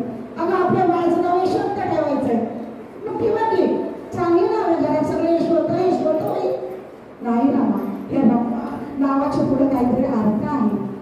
आपण नाही का आपल्या पूर्वजाचं नाव ठेवतो ना. जर दोंडीबा असेल तर नातवाचं नाव दोंडीबाच, जर कोंडीबा असेल तर नातवाचं नाव कोंडीबा. आता आपला पूर्वज जो आहे तो महात्मा ज्योतिबा फुले आहे. आणि त्यांनी जे दत्तपुत्राचं नाव होतं, त्या पुत्राचं नाव होतं यशवंत. आणि त्या पुत्राचं नाव माझ्या बाळाला देत आहे. झालं, घरामध्ये एक नावाची भर पडली, यशवंत नाव ठेवलं. यशवंत घरामध्ये खूप आनंदी वातावरण होतं. साहेब आता बडोद्याला जायला निघाले होते. खरं तर सुभेदार साहेबांची इच्छाच नव्हती त्यांनी बडोद्याला जावं म्हणून, परंतु साहेब ऐकायला तयार. साहेब चालले, बडोद्याला चालले होते. साहेब बडोद्याला गेले. बडोद्याला गेल्यावर साहेबांचे काय झाले अपेक्षा झाला सगळ्यांना माहीतच आहे. साहेब बडोद्याला गेले, बडोद्याला नोकरीनिमित्त गेले. इकडे सुभेदार साहेब खचले. सुभेदार साहेब आजारी पडले. त्यांनी बिछाण्याला घेऊन जायला लागले. आणि एक दिवस खूपच सिरियस झाले, खूप सिरियस झाले. त्याची तार गेली तसे साहेब पटकन आले. पण त्यांना माहीत होतं बाबांना सुरतची मिठाई खूप आवडते, म्हणून ते स्टेशनला उतरले. मिठाई घेण्याच्या नादामध्ये गाडी निघून गेली. गाडी निघाल्या, ती गाडी नंतर दुसऱ्या दिवशीच होती, परत गाडी नव्हती. त्यांना यायला उशीर झाला. तब्येतीकडे ढासळत चालली होती साहेबांची. साहेब आले तसे सुभेदार साहेबांनी डोळे उघडून बघितल्यावर थोडंसं स्मित केलं आणि मला म्हणले, रमा या आग लागलेल्या काळजाला सांभाळ पुरी. विवाह अंधाराची गई करायची नाही, लढाईला पाठ दाखवायची नाही. या 9 कोटी लोकांना तुला धुवून पुसून चक्क करून स्वच्छ करून उजेडात आणून बसवायचंय. विवाह अंधाराची गई करू नको. 9 कोटीची बोलता त्यांनी डोळे झाकले. साहेबांनी हंगामा फोडला. सुभेदार साहेब आमच्याकडे निघून गेले. मला तर खूप मोठा माझा पाठिंबा निघून गेला होता. माझे बाबा निघून गेले होते. माझे आई वडील गेल्यानंतर सुभेदार साहेबांनी मला कधी आई वडिलांची आठवण करून दिली नाही. मला बाबांचंच प्रेम दिलं होतं त्यांनी. आणि दुसरी गोष्ट म्हणजे आता खूप मोठी जबाबदारी येऊन पडली माझ्यावर. सुभेदार साहेबांना पेन्शन होती. त्या पेन्शनवर घर चालत होतं. आता काय, आता कुठून पैसे येणार, कसं घर चालणार, सगळी जबाबदारी माझ्यावर येऊन पडली होती. घरामध्ये कुटुंब मोठं होतं, कमावणारं कोणी नव्हतं. आता सुभेदार साहेब गेलो. साहेब तर एवढे दुःखी, साहेबांना तर काय करावं ते समजत नव्हतं. सारखे रडत बसले होते. सुभेदार साहेबांनी केलंही होतं मुलासाठी. काही दिवस जातात. आता माझा नितीन चालू होतो. माझ्या आईचे बोल माझ्या लक्षात येतात. बाई, बिन भांडवली धंदा आहे हा, याला विसरून चालणार नाही. तसं मी आपलं माझ्या शेळी गोळा करणं, गवळ्या करणं, लाकडं आणणं, जंगलात जाणं, गोळ्या आणणं, हे सगळं कामे सुरू केलं. आणि त्याच्यावर कसं तरी आमचं घर चालू होतं. घर चालू असतानाच एक दिवस कसे तरी 5-6 महिने गेले असतील सुभेदार साहेब जाऊन. आणि लगेचच साहेबांना परदेशात जायचं होतं. परदेशात जात असताना साहेबांचा पाय निघत होता. कारण मी दुसऱ्यांदा गरोदर होते. साहेबांचाही पाय निघत होता. अहो कोणच्या सांगा, तुमच्या मुलाच्या जर घरामध्ये तुम्ही गरोदर असताना तुम्ही तुमच्या नवऱ्याला बाहेर जाऊ द्याल का? नाही जाऊ देणार. आणि तो नवरा पण जाणार नाही.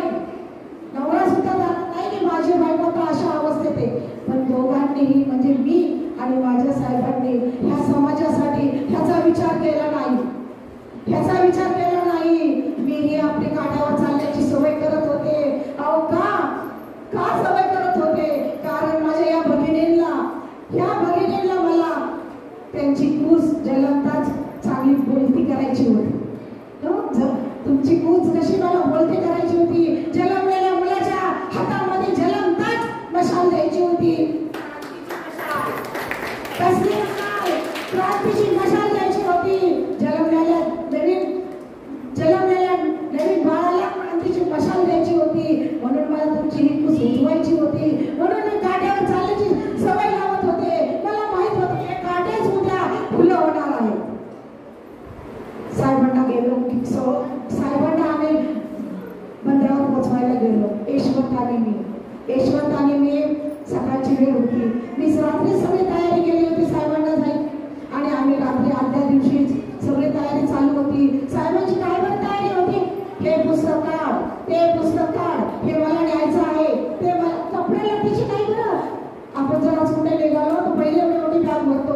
भारतीय साहेबांना माहीत आहे एक माणूस आणि 25 ट्रिपला जाताना भारतीय साहेबांना माहित आहे एक माणूस आणि एवढी मोठी बॅग घेऊन येतो. आमचं तसं नव्हतं. साहेब माझे बाहेर चालले, परदेशात चालले, पण विचार कसे कुठलं माझं पुस्तक घेऊ?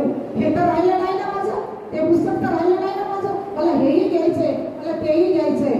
आणि रात्रीची निरव शांतता पसरली. मी यशवंताला घेऊन पुण्यात झोपले होते. आणि मला थोडीशी झोपही लागली. त्या निरव शांततेमध्ये मला अचानक हुंदक्याचा आवाज आला. आणि मी यशवंताला बघितलं होतं. यशवंत तर झोपला. रडायचा आवाज कुठून येतोय? म्हणून मी परत गेले. इकडे तिकडे बघायला लागले. माझं साहेब दोन्ही गुडघ्याच्या मध्ये डोकं ठेवून हमसून रडतो. मी साहेब हे काय का रडताय तुम्ही? कशासाठी रडताय? उद्या तुमची जायची तयारी झाली. अगं बाबा काय सांगू तुला? मला आज माझ्या बाची आठवण येते ग. अगं माझ्या बाळीसाठी काय केलं काय? अगं माझी आई झाले आणि माझे वडील सुद्धा होते ते. अगं मी सकाळी पुस्तकाची आठवण करून दिली की बाबाला हे पुस्तक पाहिजे. माझ्या बाबाला संध्याकाळी पुस्तक माझ्या पत्रात आणून देत होते. अगं माझी मला रोज आंघोळ घातली हाताने. का? तर म्हणायचे बघ तुला रोज मी तुला आंघोळ घालतोय. कशासाठी? त्या समाजाला सुद्धा तुला असंच धुवून पुसून जगात आणून बसवायचं आहे. यासाठी मी तुला रोज स्वच्छ करतो. अगं काय केलं नाही? माझ्या बाबाला जर पैसे नसले ना माझ्या थोरल्या बहिणीकडे जायचे. थोरल्या बहिणीकडे गेले पण पैसे मागायला. थोरली बहीण करायची माझ्याकडे पैसे नाही. धाकट्या बहिणीकडे जायचे. धाकट्या बहिणीकडे पैसे नाही माझ्याकडं. द्या तुमचे दागिने काढून. बाबा त्यांचे दागिने काढून घ्यायचे. पुस्तक खरेदी करायचे.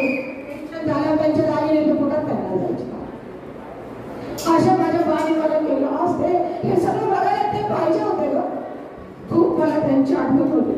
सकाळ झाली. झोपले ते रडून. सकाळ झाली. हो सकाळ झाल्यावर मला असं वाटलं रात्रीचा तो प्रसंग मी अजून विसरले नव्हते की साहेब कसे रडत होते. सकाळ झाली जर काय झालंच नाही. त्यावर भात त्या वागत होते. तिकडे फिरत होते. हे राहिले ते राहिले म्हणून पिशवीत भरत होते. मी न्यारी तयारी केली. 11 वाजले. त्यांना घालवण्यासाठी त्यांना पत्र पोहोचवण्यासाठी लोक समुदाय जमला होता. सगळे लोक येत होते साहेबांना वाटा लावण्यासाठी. साहेबांना म्हटलं न्यारी करून घ्या. साहेबांना कुठे वेळ? 11 वाजले. गोटीची वेळ झाली. साहेब उपाशीच निघाले बरं का माझ्या बहिणींनो. साहेब माझं उपाशीच केलं बरं का. ह्या समाजाला सुधारवण्यासाठी माझ्या भावांना नाही केली माझ्या साहेबांनी न्यारी. ते तशाच लंडनला पोहोचले. ते गेले. इथून गेल्यानंतर मला मीही गेले पोचवायला त्यांना. मी पोचवायला गेल्यावर माझ्या डोळ्यात त्यांनी पाणी पाहिलं. आणि म्हणतात कसं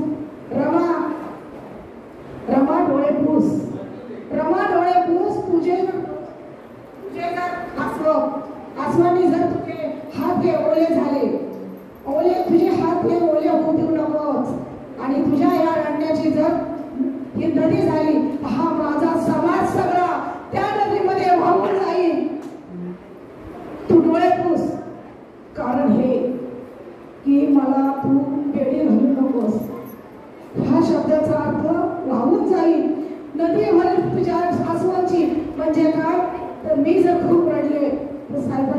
थोडीशी अडचण होईल जाण्याला.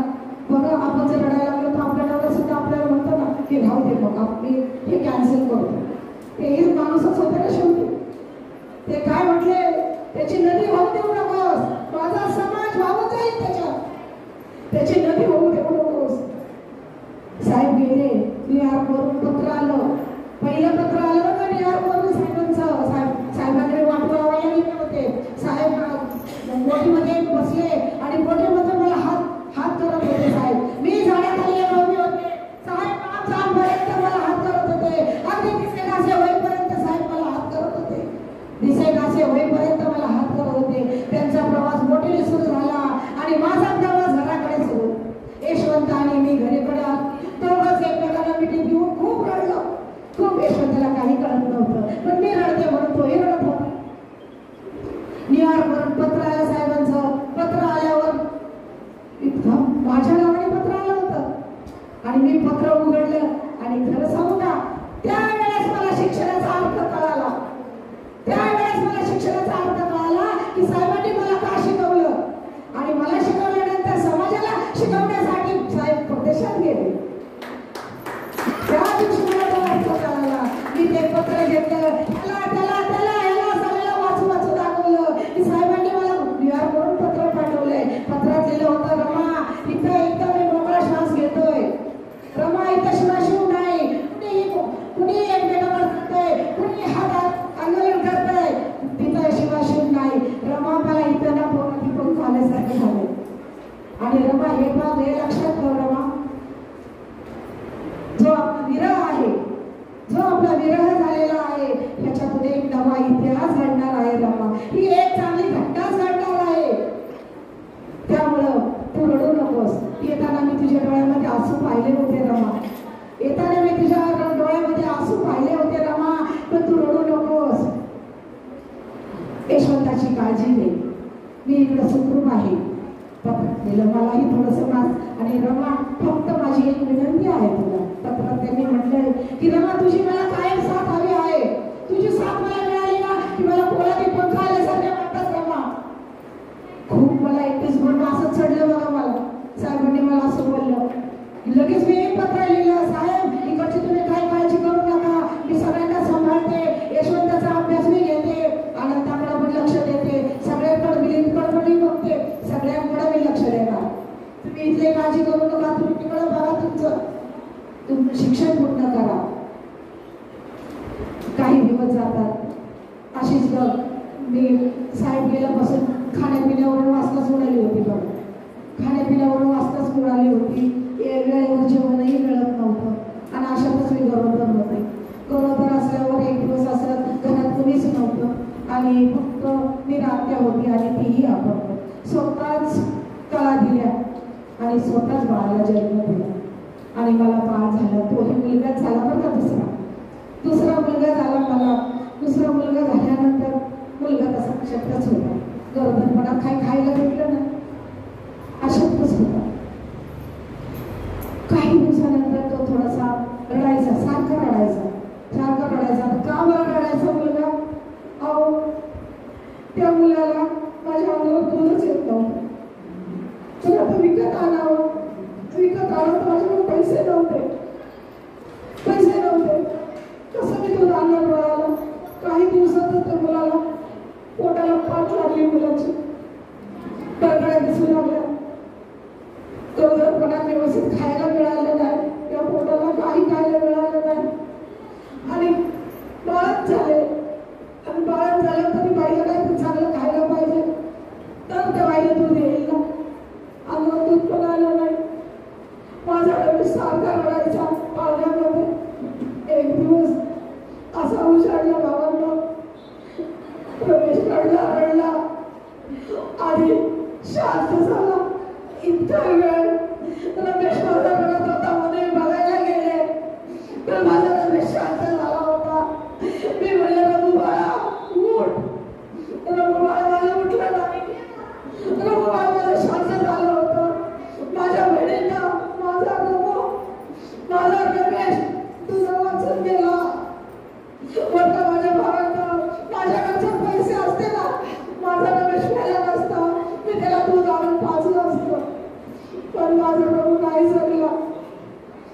साहेबांना नाही कळवलं. साहेबांना ही गोष्ट मी नाही कळवली. का नाही कळवले?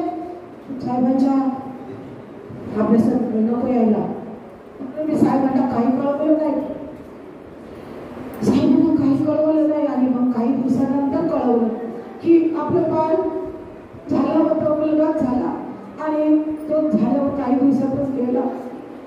साहेबांनी तिकडून पत्र पाठवलं, बाळाला न बघताच गेलास का रे बाळा? तुझ्या बाबांना न बघताच गेलास काय? रमा खूप वाईट वाटलेलं. रमेश गेल्याचं खूप वाईट वाटलं. काही दिवसातच साहेब आले, भारतात आले. साहेब भारतात आल्याच एक घटना घडली. त्यांची सावत्र आई गेली. आल्याच एक घटना घडली. ते भारतात आल्या त्यांना एक घटना घडली. मला वाटतं 2017ला ते आले, 1917ला ते आले. आणि त्याच वेळा ही बातमी घडली की त्यांची सावत्र आई गेली. साहेब आता कोर्टात कामाला जायला, सिडलॅब कॉलेजमध्ये कामाला जायला. सिडलॅब कॉलेजमध्ये ते प्रोफेसर म्हणून काम करायला लागले. तिथं त्यांना 450 रुपये पगार मिळाला. 450 रुपयामध्ये ते सगळा पैसा माझ्याकडे आणून दिला त्यांनी. मी सगळ्या घरामध्ये सगळ्यांना कपडा लत्ता घेतल्यानंतर अगदी सगळे पैसे ओढून टाकले. साहेबांना त्याचा साहेबांनी रामा हे काय केलं तू? अगं मला वृंदावन देशात जायचंय, मला पैसे साठवायचे, हे काय केलं? मी आता तुला फक्त 100 रुपये देणार, ह्याच्यात तू घर चालवायचंस आणि 2 काळ्याच्या पेटीच्या वर काळीची पेटी आणवायची नाही. माझ्या महिलांना माझा प्रश्न आहे की सांगा तुम्ही 100 रुपये घर चालवू शकाल का? 100 रुपयामध्ये घर चालवू शकाल का? अहो तुम्ही जर एखादी सिरियल बघायला बसला ना, काय करता चुलीवर ठेवता आणि चुलीवर जेव्हा ठेवलेलं असतं तेव्हा ते भुसा उतू जातं. 75 रुपयाचं दूध आहे, 75 रुपयाचं दूध आहे, भुसा उतू जातं. आणि मी 100 रुपयामध्ये घर चालवत होते. अख्खा महिना 100 रुपयामध्ये दूध घर चालवत होते. कशी चालवत असेल? काट कसं करत होते. 2 काळाच्या वर दुसरी काळाची पेटी आणायची नाही, तेवढ्यातच भागून होते. साहेब कॉलेजला जात होते, येत होते, तेवढ्यातच आम्हाला त्याच दरम्यान आम्हाला एक इंदू नावाची मुलगी झाली. त्यावेळेस मात्र साहेब माझ्या बरोबर होते. साहेबांनी खाण्यापिण्याचं चांगली माझी टापटीप ठेवली होती. साहेबांनी खाण्यापिण्याची टापटीप ठेवल्यामुळे मुलं चांगलं झालं होतं. चांगली मुलगी, उंची मुली, साहेबांची सारखी अगदी बिट्टो साहेबांसारखी, गोंडे गाल, टपोरे डोळे, अगदी साहेबांसारखी इंदू सगळ्या घरामध्ये आवडली होती. आणि खूप दिवसांनी आमच्या घरामध्ये वाई मनगटाचा आवाज आला. खटखडू लागला. त्यामुळे घरामध्ये सगळे खुश होते आणि सगळे आनंद चालला होता. आणि एका दिवस अशी वाईट बातमी आलीच घरामध्ये. ती म्हणजे इंदूला वांत्या व्हायला लागल्या. जुलाब व्हायला लागले. 4-5 दिवसात पोरगी पिवळी चिटक पडली. पोरगी पडली आणि पिवळी चिटक पोरगी पडत असताना 4-5 दिवसानंतर पिशारा झाला त्या पोरीने आणि परत एकदा तिला चक्कर येऊन खाली पडली. तशी इंदू सुद्धा मला सोडून गेली. सगळे माझे चिंते मामा सगळे परत आले. सगळे स्वयंपाक केले आणि साहेब सुद्धा कॉलेजला जायला सुरुवात. साहेबांनी सुद्धा जायला सुरुवात केली. तेवढ्यातच काही दिवस झाले तर आनंद आमचा देव आनंद तो आजारी पडला. त्याच्यातून त्याचं काही कारण कळलं नाही आणि तो सुद्धा आम्हाला सोडून गेला. आनंदा सुद्धा सोडून गेला. आता मात्र डोळ्याचं पाणी आटलं होतं. किती मृत्यू बघायचे, डोळ्याचं पाणी आटलं होतं. फक्त हुंदका यायचा. अगदी जीव माझा त्रासला होता की मी बाकीच्यांचे संसार बघत होते. रोजी रोटीच गमत होते पण सुखाने खात होते. शेजार बाजारच्या बायका म्हणायच्या काही लोक डॅनिश करायला जातोय, घरामध्ये बायकोला लुगडं नाही, घरामध्ये फटकांमध्ये नाही, खायला पाणी नाही. मग त्या बायकांचं तरी काय चुकत होतं?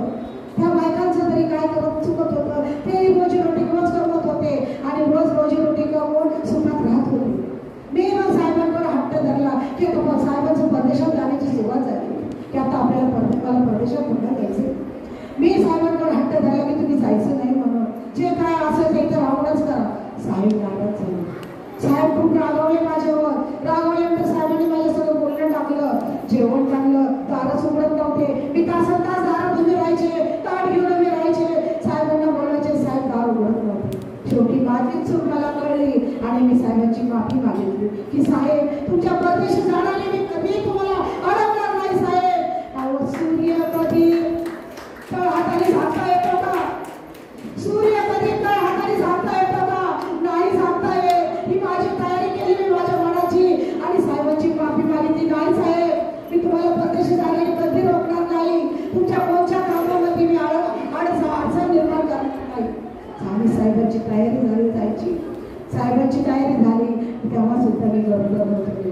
साहेब चालले, मी गरोदर होते आणि गरोदर असताना साहेब निघाले. मी म्हणले साहेब मी इथे तुम्हाला सोडायला. साहेब म्हणले नको येऊस, नको येऊस. म्हटले तुझी अवस्था बरोबर नाही.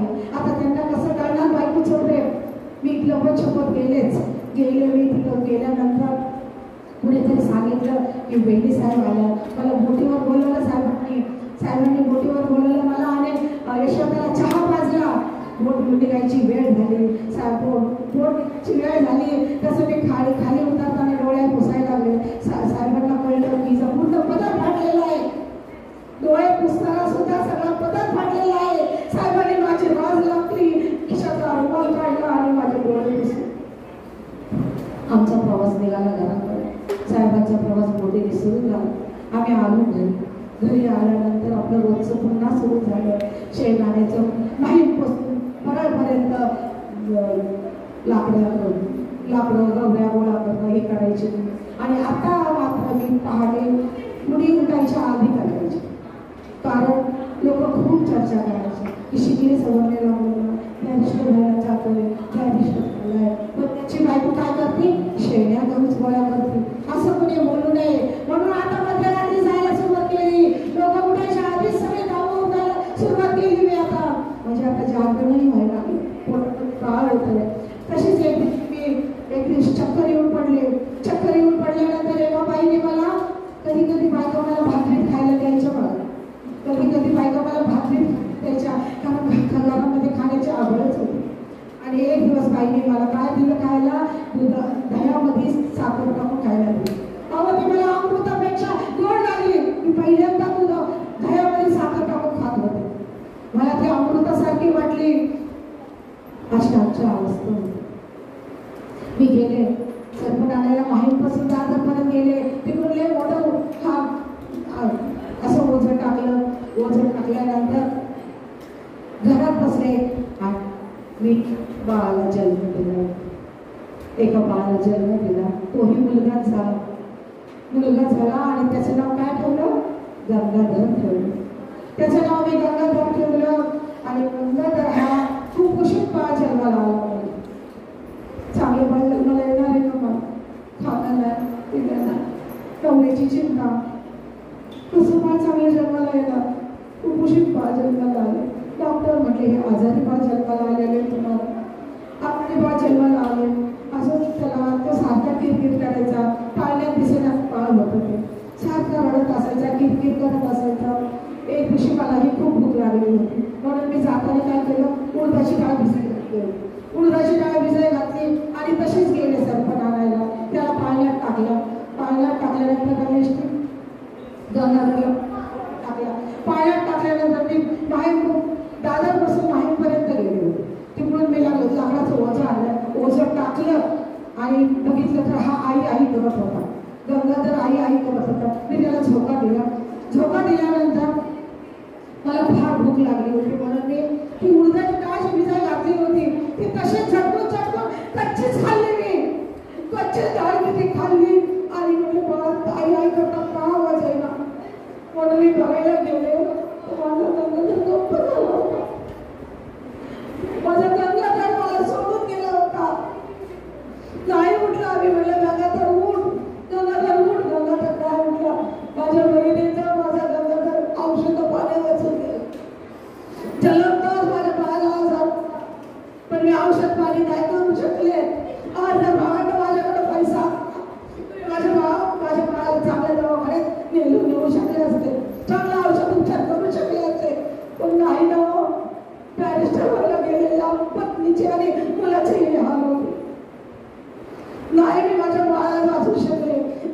आपण ह्या वेळेस मात्र मी लगेच साहेबांना कळवलं.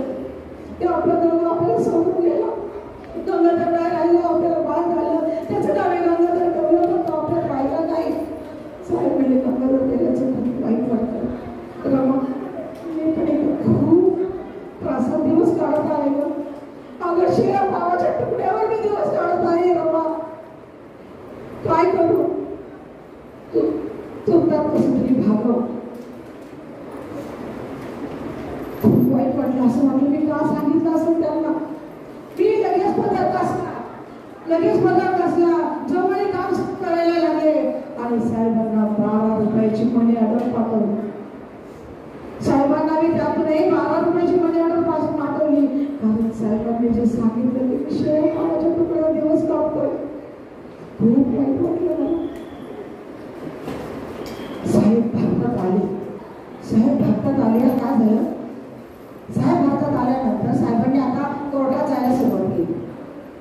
एक केसचे त्याला 300 रुपये काढले आणि ते त्यांनी तसे आवड माझ्याकडे दिले. अहो त्याला असा सुगंध येत होता कष्टाचा. घर आता सगळं व्यवस्थित चाललं होतं. साहेब जात होते येत होते आणि कोर्टात त्यांना केसेस मिळत होत्या, त्यामुळे घरात व्यवस्थित चालू होतं. आणि अशातच आता मला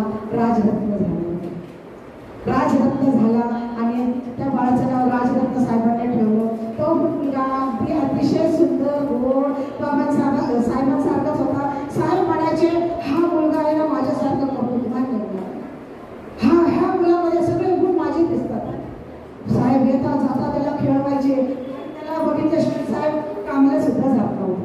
जेव्हा साहेब बाहेर पडायचे, त्याच्या खोलीत जायचे, त्याला खेळवायचे आणि नंतरच बाहेर पडायचे. इतका जीव जडला होता साहेबांचा. साहेब कोर्टात गेल्यानंतर साहेबांनी घरी मी आपलं आंघोळ टाकली आणि म्हटलं आता आपल्याला सरपण आणायला जायचंय. म्हणून मी सरपणासाठी जाणार. तेवढ्यात राजरत्नाला उलटी झाली आणि राजरत्नाला जशी उलटी झाली मी पटकन साहेबांना घेतलं. साहेब आले आणि दवाखान्यात नेण्याच्या अगोदरच राजरत्न सुद्धा आम्हाला सोडून गेला. आणि अशा मी काय केलं, गडा लोळले दुःखात आपली जमिनीवर लोळले मी. साहेबांनाही खूप दुःख झालं होतं. साहेबही खूप रडत होते. आणि शेवट असा झाला की राजरत्नाला नेण्याची वेळ आली. तर आपली भाईची लोक बघायला लागले. अरे कपडा कुठे आणायला नाही तर पोराला गुंडाळायला.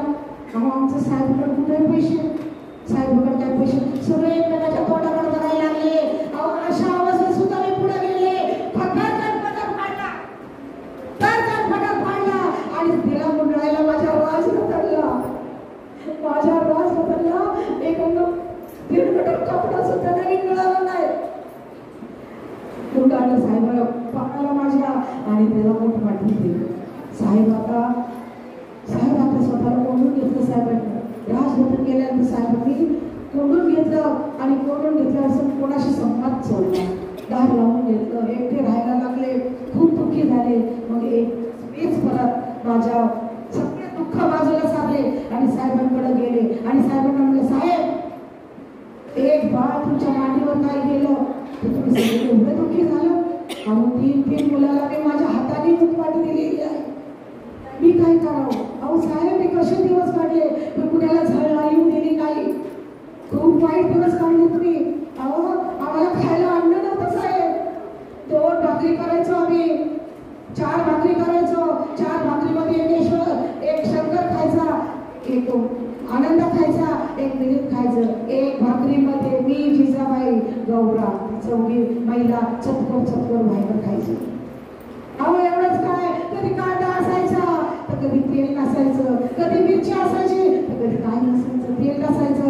अशा अवस्थेत आम्ही दिवस काढले पण कोणाला झळ लागू दिले नाही. आणि एक मुल गेलं म्हणून साहेब तुम्ही एवढं निराश झालं, एवढं खचलं तुम्ही. अहो साहेब ज्या पोटाने तुम्ही मला कुंकू लावलं तेच पोट तुमच्या समाजाला दिशा दाखवणारं ठरावच आहे. असं घरामध्ये बसू नका साहेब. स्वतःला करून घेऊ नका. अशा दत्तबाबावरचं एक सातवाडाचं पत्र आलं. अशाही परिस्थिती साहेबांनी त्याला आम्हालाचं पत्र पाठवलं. साहेब आता जरा सावरले होते. अहो साहेब लोक मला किती नावं ठेवत होती की बाईच्या अंगावर साधं लुगडं नाही, अहो लुगडं नसू द्या, तिच्या गळ्यामध्ये फुटका म्हणे नाही. साहेब कुणाचं त्यांना काय माहिती, क्रांती करायला निघाल्या पुरुषाला असं जागोजागी मरण पत्करावं लागतं, हे त्यांना कसं कळणार. मला काही नाही वाटलं साहेब, पण तुम्ही असं स्वतःला बोलून घेतलं, एवढं अपयश झालं. तुम्ही सुभेदार साहेबांचा स्वतः कसा पूर्ण करणार. साहेब सावरले बरं का, साहेब सावरले. साहेब जोमाने काम करायला सुरुवात केली. आता राजदत्त तर नव्हता आमच्यामध्ये, आता फक्त आमचा यशवंत होता आमच्याबरोबर, फक्त यशवंत. आता साहेबांना परदेशात जायचं होतं. साहेब गोलमेज प्रदेशाला जाऊ साहेबांना जायचं होतं आणि मीही आता खूप थकले होते, आजारी पडले होते. तर साहेबांना डॉक्टर दुगावकरांनी सांगितलं होतं की जर हिला परत बाळ झालं तर हिला टीबीचा आजार होऊ शकतो. साहेब आता माझ्याशी संन्याशी वृत्तीने वागायला लागले. साहेब माझ्याकडे येत नव्हते, साहेब माझ्याकडे बघा असं झाले. साहेब आता माझ्याशी संन्याशी वृत्तीने वागायला लागले. साहेब तुम्ही 24 तास अभ्यास करू लागले. साहेब दार लावून बसू लागले. ही गोष्ट माझ्या लक्षात आली. तर साहेबांना मी बोलले, साहेब ही जीवन एक नश्वर आहे, संपणार आहे, याची काळजी करू नका तुम्ही. चला जोमाने आपण पुन्हा कामाला सुरुवात करू. आणि पुन्हा साहेबांनी कामाला सुरुवात केली. साहेबांच्या लक्षात आलं होतं खूप आलं. साहेब म्हटले मग तुझी तब्येत खूप खालावली, मी गोलमेज परीक्षेला जाऊन येईपर्यंत आपण थोडंसं बाहेर फिरत जाऊ. म्हणून आम्हाला त्यांनी सोलापूरला घेऊन गेले, वराळ्यांकडे घेऊन गेले. वराळ्यांकडे आम्ही गेलो. त्या दिवशी साहेब गोलमेज प्रतिष्ठेला गेले आणि मला वराळ्यांकडे सोडले. वराळे मामा, आम्ही त्यांना वराळे मामाच म्हणायचो, त्यांच्याकडे सोडलं. शनिवारचा दिवस होता. तिथं वसतिगृह होतं आणि शनिवारचा दिवस असून सुद्धा मुलांची किलबिल काय नाही, म्हणून मी बघायला गेलो. वराळ्यांना म्हटलं, मामा मुलं का किलबिल करत नाही, मुलांचा आवाजच येत नाही. काय सांगू म्हणले, अनुदान संपलेलं आहे, 2 दिवसापासून मुलं उपाशी आहेत. काय 2 दिवसापासून मुलं उपाशी आहेत. अहो किराणा आणायचा, किराणावाला देत नाही, त्याचेही पैसे थकलेले आहेत. साहेबांनी खूप मोठ्या हौसेने मला बांगड्या केल्या होत्या. ताबडतोब मी त्या बांगड्या काढून म्हणले हे घ्या आणि तुम्ही त्याचा सामान आणा. सगळं किराणा आणून साहेबांनी मुलांना माझ्या हाताने जेवण केलं आणि त्या मुलांना माझ्या हातात भरवलं. माझ्या पुढे माझा गंगाधर दिसत होता, माझ्या पुढे माझी इंदू दिसत होती आणि माझ्या पुढे माझा प्रभू दिसत होता. दोघांना माझ्या हाताने भरवल्यानंतर मुलं आनंदाने बागडू लागले. साहेब आले. साहेब येण्याचा दिवस आला. आमची तर गरिबी होती. बाळारामला लोकांनी सांगितलं की तुझा भाऊ आता एवढा शिकून चौकून येणार आहे, तर तिच्या अंगावर साडी नाही, मुलांना कपडे नाही, त्यांना कपडे घे, घरात सामान भर. बाळारामने ते ऐकलं. बाळारामने सगळं सामान आणि सामान नुसतं भरलं नाही तर मला साडी घ्यायला पैसे सुद्धा दे.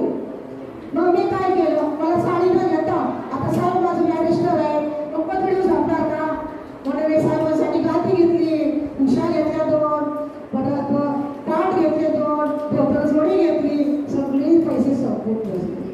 आता येण्याचा दिवस आला. सगळे गेले सागर किनारी साहेबांचे स्वागतासाठी आणि मी मात्र घरी. आता मी काही नेसून जाऊ, माझं लुगडं फाटलेलं जुन्या म्हणजे होतं ना माझ्या महिलांना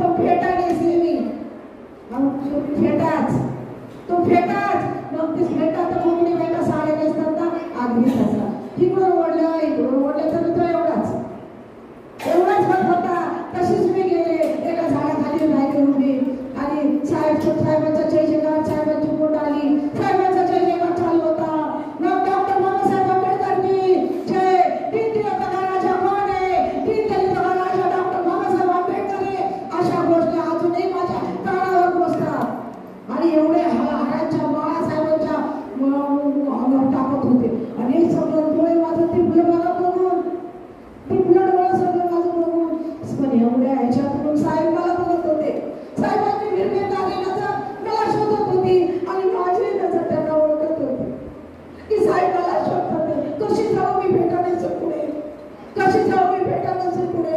म्हणून साहेबांना शेवटी साहेबांची ती भिरभिरणारी नजर, ती करुणामय नजर मला राहवलं नाही, मी राहवलं नाही. मला माझ्याही मनामध्ये करुणा जागृत झाली आणि मी एक फटका गेले त्याच्या पायापाशी जाऊन गेले. साहेब माझ्या डोळ्याच्या आसुने त्यांचे पोट धुतले गेले, माझ्या डोळ्याच्या आसुने त्यांचे पोट धुतले गेले. साहेबांनी मला अशी बघितलं, उठून उभी केली, साहेबांनी मला वर खाली गेलं. साहेबांच्या डोळ्यात पाणी आलं, 2 वर्षाचं पाणी आलं होतं साहेबांच्या डोळ्यामध्ये. दोन गोष्टी साहेबांना आठवल्या होत्या. एक म्हणजे माझी राहू आणि दुसरी गोष्ट म्हणजे शाहू महाराज गेले होते. ह्या 2 गोष्टी साहेबांच्या डोळ्यात टचकन पाणी आलं. साहेब घरी आले, लोकांचा समुदाय काय संपत नव्हता. घरी सकाळी न्याहारी करताना साहेबांनी मला घरी आल्यावर बाजूला घेतलं. मी मामा ही काय आपण घेतलीस, कशी तुझी झाली तब्येत, कशी झाली तुझी तब्येत. नंतर न्याहारी करताना त्यांनी आणि सगळी हकीकत सांगितली की आमची परिस्थिती काय झाली, काही खाणं जेवण नाही, आजची तब्येत खूप खालवत चाललेली आहे. तर ते म्हटले ठीक आहे, आपण आता हवामानी जाण्यासाठी धारवाडला जाऊ. धारवाडला माझी इच्छा नसताना सुद्धा आम्ही धारवाडला गेलो. धारवाडला गेल्यानंतर तिकडे त्यांना जरा शिकारीचा नाद होता. धारवाडात त्यांना शिकारीचा नाद होता. साहेबही त्यांच्याबरोबर शिकारीला गेले. शिकारीला गेले, त्यांना हरणाचा कळप दिसला. हरणाचा कळप दिसला तसं साहेबांनी चाप ओढला. चाप ओढला तर चाप ओढल्यानंतर साहेबांच्या हातमध्ये लागला आणि मला रक्त यायला लागलं. घरी आले मी पटकन त्यांना हळद वगैरे लावली आणि हळद लावल्यानंतर मी त्यांना म्हटलं साहेब आज तुम्ही शिकारीला गेला तर त्या हरणांनाही वाटलं असं बॅरिस्टर साहेब आले म्हणजे आपला जीव वाचणारच.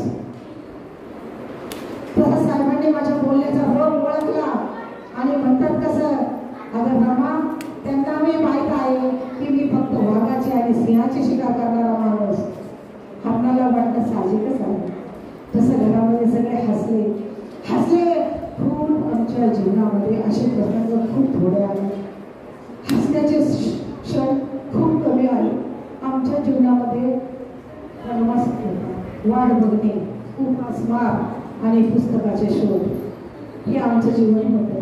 साहेब कायम पुस्तकाच्या शोधात असायचे, उपासमार असायचा आणि मरणाचा सहवास, मृत्यूच्या सहवासात जास्त दिवस काढले.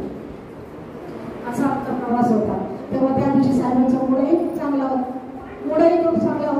साहेब बसले होते, आम्ही दुपारचं गप्पा मारत बसलो होतो आणि तेवढ्यात ते म्हणलं साहेब तुम्ही एवढी भाषणं करता, आंदोलनं करता, मग या दारू पिण्याच्या माणसाचं काम काय करत काय? हे शेजारच्या गावामध्ये किती लोक दारू काय मारतात, त्यांचं काय करत नाही? साहेबांनी मनावर घेतलं आणि एका भाषणामध्ये साहेब म्हणतात कसं लोकांना मी तुम्हाला एक गोष्ट सांगतो, एक गोष्ट छोटीशी सांगतो की ती म्हणजे अशी एक बेडूक असते आणि एक छोटं तळं असतं आणि त्या तळ्यामध्ये बेडूक इतकं मस्त झालेलं असतं किडे खाण्यामध्ये. तो किडे खात त्या किड्याच्या मागवर त्याच्या कानावर किडे बसले की तो पटकन प्रस्त करायचा, त्याच्या कानावर किडे बसले की तो पटकन प्रस्त करायचा. पण त्याला हे माहीत नसतं की त्याला पाठीमागून साप गिळतोय. साप त्याच्या मागं त्याला गिळतोय हे बेडकाला माहीत नसतं. तसंच जर दारू पिणाऱ्याचे असतील, तो पितच असतो पण मृत्यू त्याला पाठीमागून गिळत असतो हे दारू पिणाऱ्याला कळत नसतं. हे साहेबांनी उदाहरण दिलं, मला खूप बरं वाटलं की साहेबांनी मी सांगितल्यामुळं हे त्यांनी मांडलं म्हणून खूप बरं वाटलं. त्याच्यातच मग आपल्याला महाडच्या सत्याग्रहाचं आंदोलन आलं. महाडच्या सत्याग्रहाला मीही येते, साहेबांना म्हटलं मी येते. साहेब म्हटलं तू काय करणार तिथे येऊन, त्या तुम्ही मोर्चे करताय, आंदोलन करताय, मग मी कुठं नाही लागणार का? मी तुम्हाला तिथं भाकरी टाकणार. अगं तिथं काय एक माणूस असणार आहे का?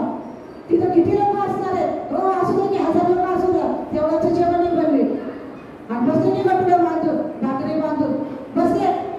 साहेब तर माझ्यापेक्षा पुढचे होते. साहेब ऑफिसमधूनच गाडी घेऊन गेले आणि नंतर मला कळलं की साहेब मला सोडून गेले. खूप राग आला होता, पण नंतर लगेचच बातम्या सुरू झाल्या की तिकडे गेल्यानंतर लेकी बाळींना मारलं, लहान मुलांना मारलं,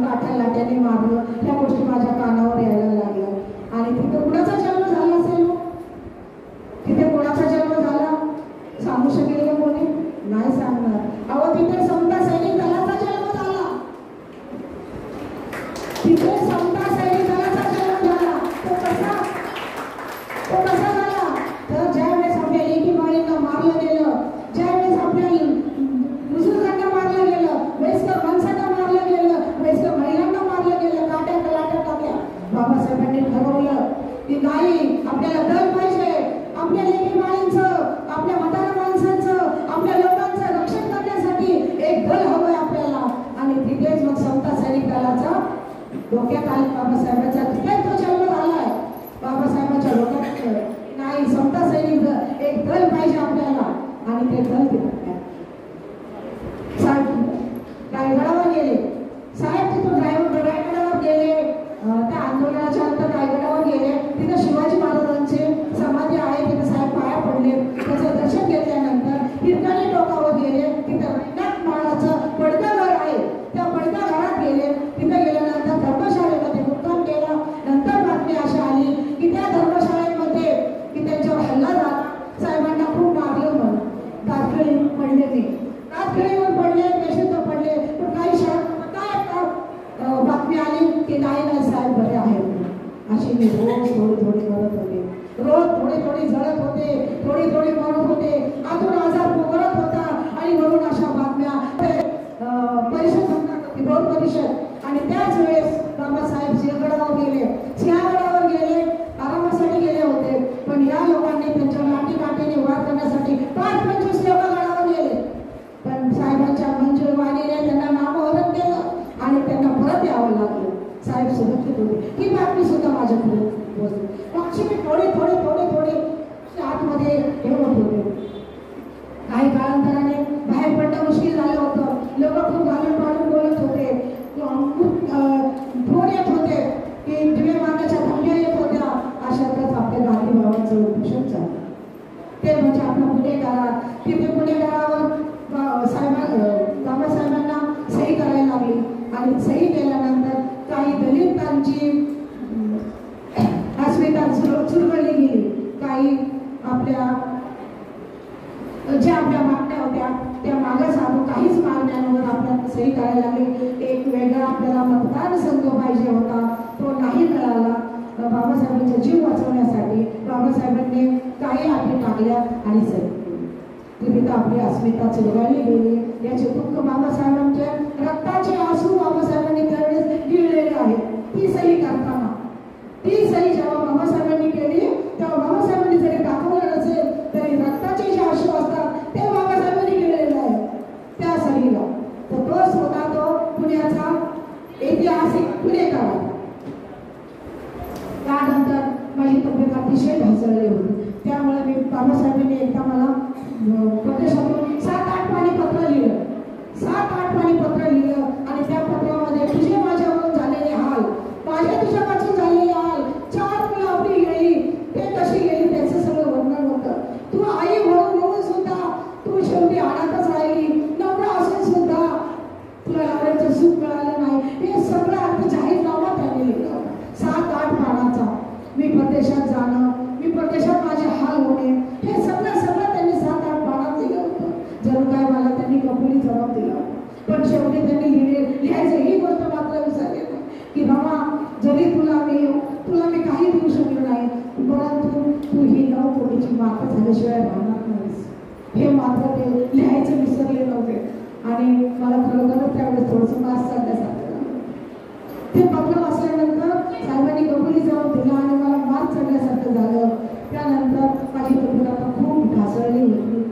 डॉक्टर उद्धवकरांनी मला TB झाल्याचं सांगितलं होतं आणि ते मी ऐकलं होतं. डॉक्टर उद्धवकर म्हणाले होते कधीच या बाईला पोटाला अन्न मिळालं नाही, कधीच पोटवर अन्न मिळालं नाही, म्हणून या बाईला TB झालेला आहे. हे ऐकलं साहेबांना खूप वाईट वाटलं. असंच मी एकदा पंढरपूरचा हट्ट धरला होता की मला पंढरपूर बघायचं म्हणून.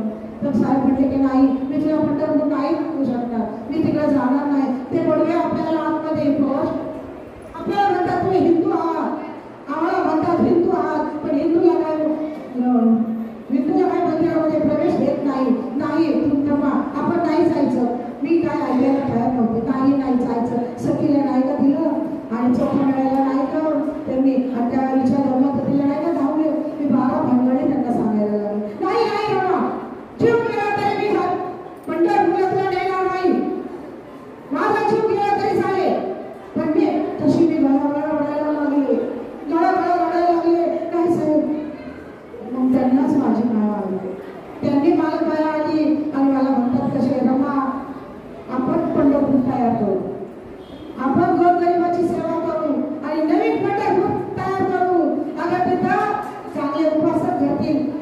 आपण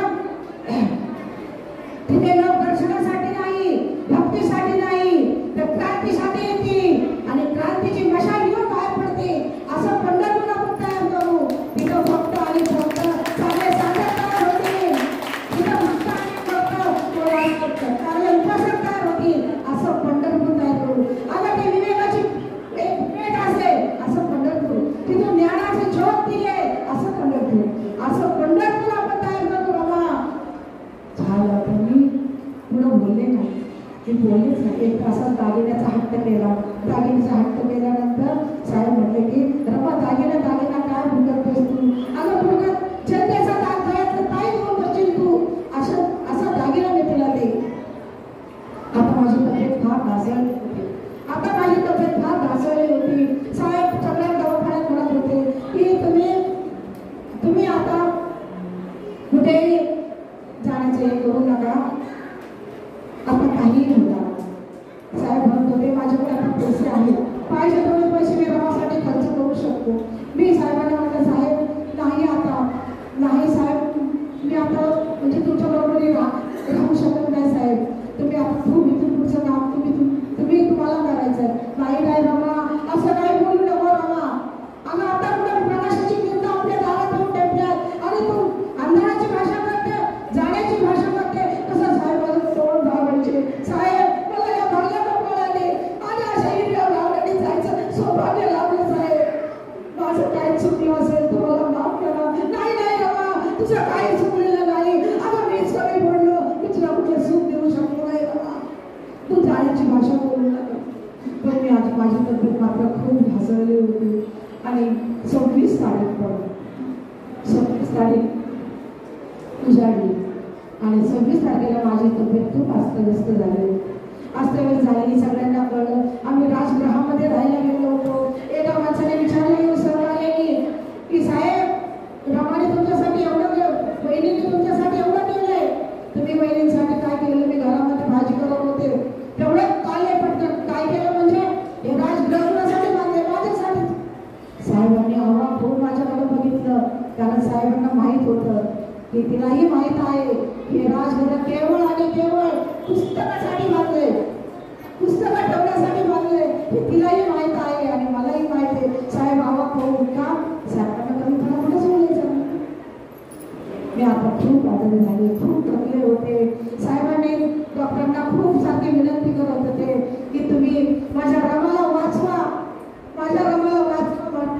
साहेब म्हटले नाही, आता शेवटच्या स्टेपसाठी मी आजार गेलेला आहे आणि मीही आता त्या 26 तारखेला अतिशय घायाळ झाले होते. अगदी माझ्या डोळ्याकडे पुसट नजरेला दिसत होतं. मला खूप साहेबांबरोबर काम करायची इच्छा होती. खूप असं वाटत होतं की साहेबांबरोबर घरी जाऊन साहेबांच्या बरोबर काम करावं, परंतु मला माझं शरीर साथ देत नव्हतं. ते मला म्हणत होते रमा तू का मला सोडून चाललेली आहे? का मी तुझी ही मुलं 4 मुले समाजासाठी किती म्हणून तुम्हाला सोडून देत आहे. अरे रमा, दिवाचा भीमराव आणि भीमरावचा डॉक्टर बाबासाहेब आंबेडकर या पत्राच्या जोरावर झालोय मी आणि तू जायची भाषा करते. नाही रमा, जाऊ नकोस. मला असं वाटत होतं की असं आव्हान हात करून साहेबांचे डोळे पुसावे, असे हात वर करून साहेबांचे डोळे पुसावे. पण मी गेल्या पाण्याचा माझा हात जळून पडला. मी नाही साहेबांचे डोळे पुसू शकले. साहेब म्हणत होते साहेबांच्या रडण्याशिवाय मी पुन्हा आंघोळ देईल. मला आता शेवटच्या आंघोळीची पण गरज नव्हती. आता मला शेवटच्या आंघोळीची सुद्धा गरज नव्हती. मी आपली साहेबांच्या आसमानीच आंघोळ केली होती. सगळा जनसमुदाय रात्रीपासून राजगृहाकडे निघाला होता. मी आता शेवटच्या सीमेवर होते, सगळ्यांचा निरोप घेण्याच्या सीमेवर होते. सगळं 27 तारीख उजाडली. 27 तारखेला सकाळी 9 वाजले होते आणि 9 वाजता यशवंत माझ्या समोर आला. यशवंत समोर आल्यावर मला सांभाळून वाटत होतं की साहेब आता एकाच पोटचा गोळा राहिला आहे, त्याला सांभाळा. वाचा गेली माझी. मी काही बोलू शकते. मला वाटत होतं साहेबांना सांगावं, रात्रीपासून यशवंत जेवला नाही म्हणून मी हाताने असं केलं तर त्यांनी माझ्याकडे ताट आणून दिलं. मी साहेबांना म्हटले नाही त्याला यशवंताला द्या. मग ते यशवंताकडे घेऊन गेले. साहेब मला कॉफी पाजली. कॉफी पाजल्यानंतर थोडं औषधं दिली. औषधं दिली दिला. पण आता काही नाही, काही कशाची माझ्यावर काही होत नव्हतं. मला आता मुसळ दिसायला लागलं होतं. साहेब भळाभळा रडत होते. राजगृहाच्या अगदी आतमध्ये पर्यंत जनसमुदाय माझ्याकडे सरकत होता आणि मी शेवटच्या सीमेरेषेवर निरोप घ्यायला उभी होते. सगळ्यांना निरोप घेण्याच्या तयारीत होते. तेवढ्यात मला जोराचा ठसका लागला. जोराच्या उभळ आली मला.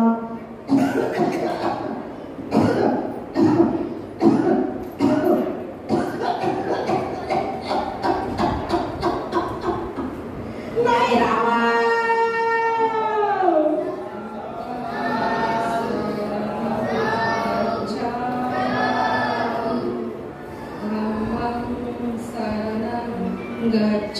गच्छामि संघं शरणं गच्छामि साधु साधु साधु.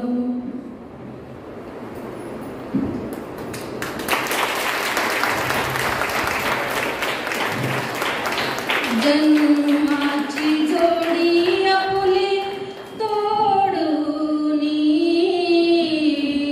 जन्माची जोडी आपुली तोडूनी, चाललीस रमा तू मला सोडूनी, चाललीस रमा तू मला सोडूनी. वाहिले सोजे पाटी पाटी, जाळलास जीव माझ्यासाठी.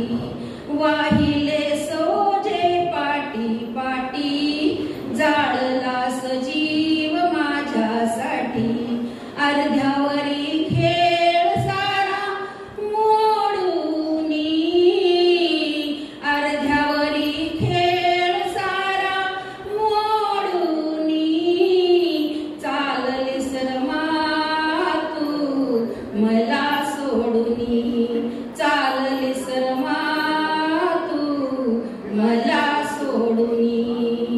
सौख्य तुला नाही देऊ शकलो, माझ्यातच गुरफटून गेलो.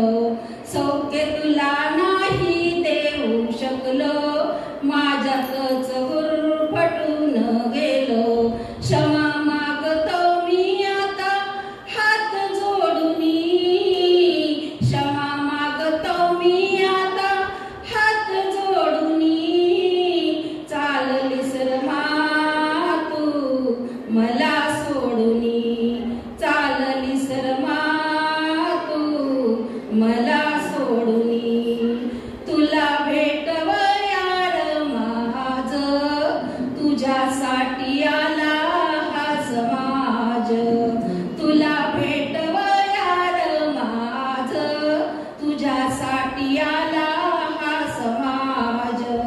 तुझी याद करती सारी अश्रू ढाळूनी, तुझी याद करती सारी अश्रू ढाळूनी, चाललीस रमा तू मला सोडूनी, चाललीस रमा तू मला सोडूनी. काळजाला टोचत ग हे काटे, दुनिया ही सारी सुनी वाटे. काळजाला टोचत ग हे काटे, दुनिया ही सारी सुनी वाटे. निघालीस संसाराला का त्यागुनी, निघालीस संसाराला का त्यागुनी, चाललीस रमा तू मला सोडूनी, चाललीस रमा तू मला सोडूनी. जन्माची जोडी आपुली तोडूनी, जन्माची जोडी आपुली तोडूनी, चाललीस रमा तू मला सोडूनी, चाललीस रमा तू मला सोडूनी.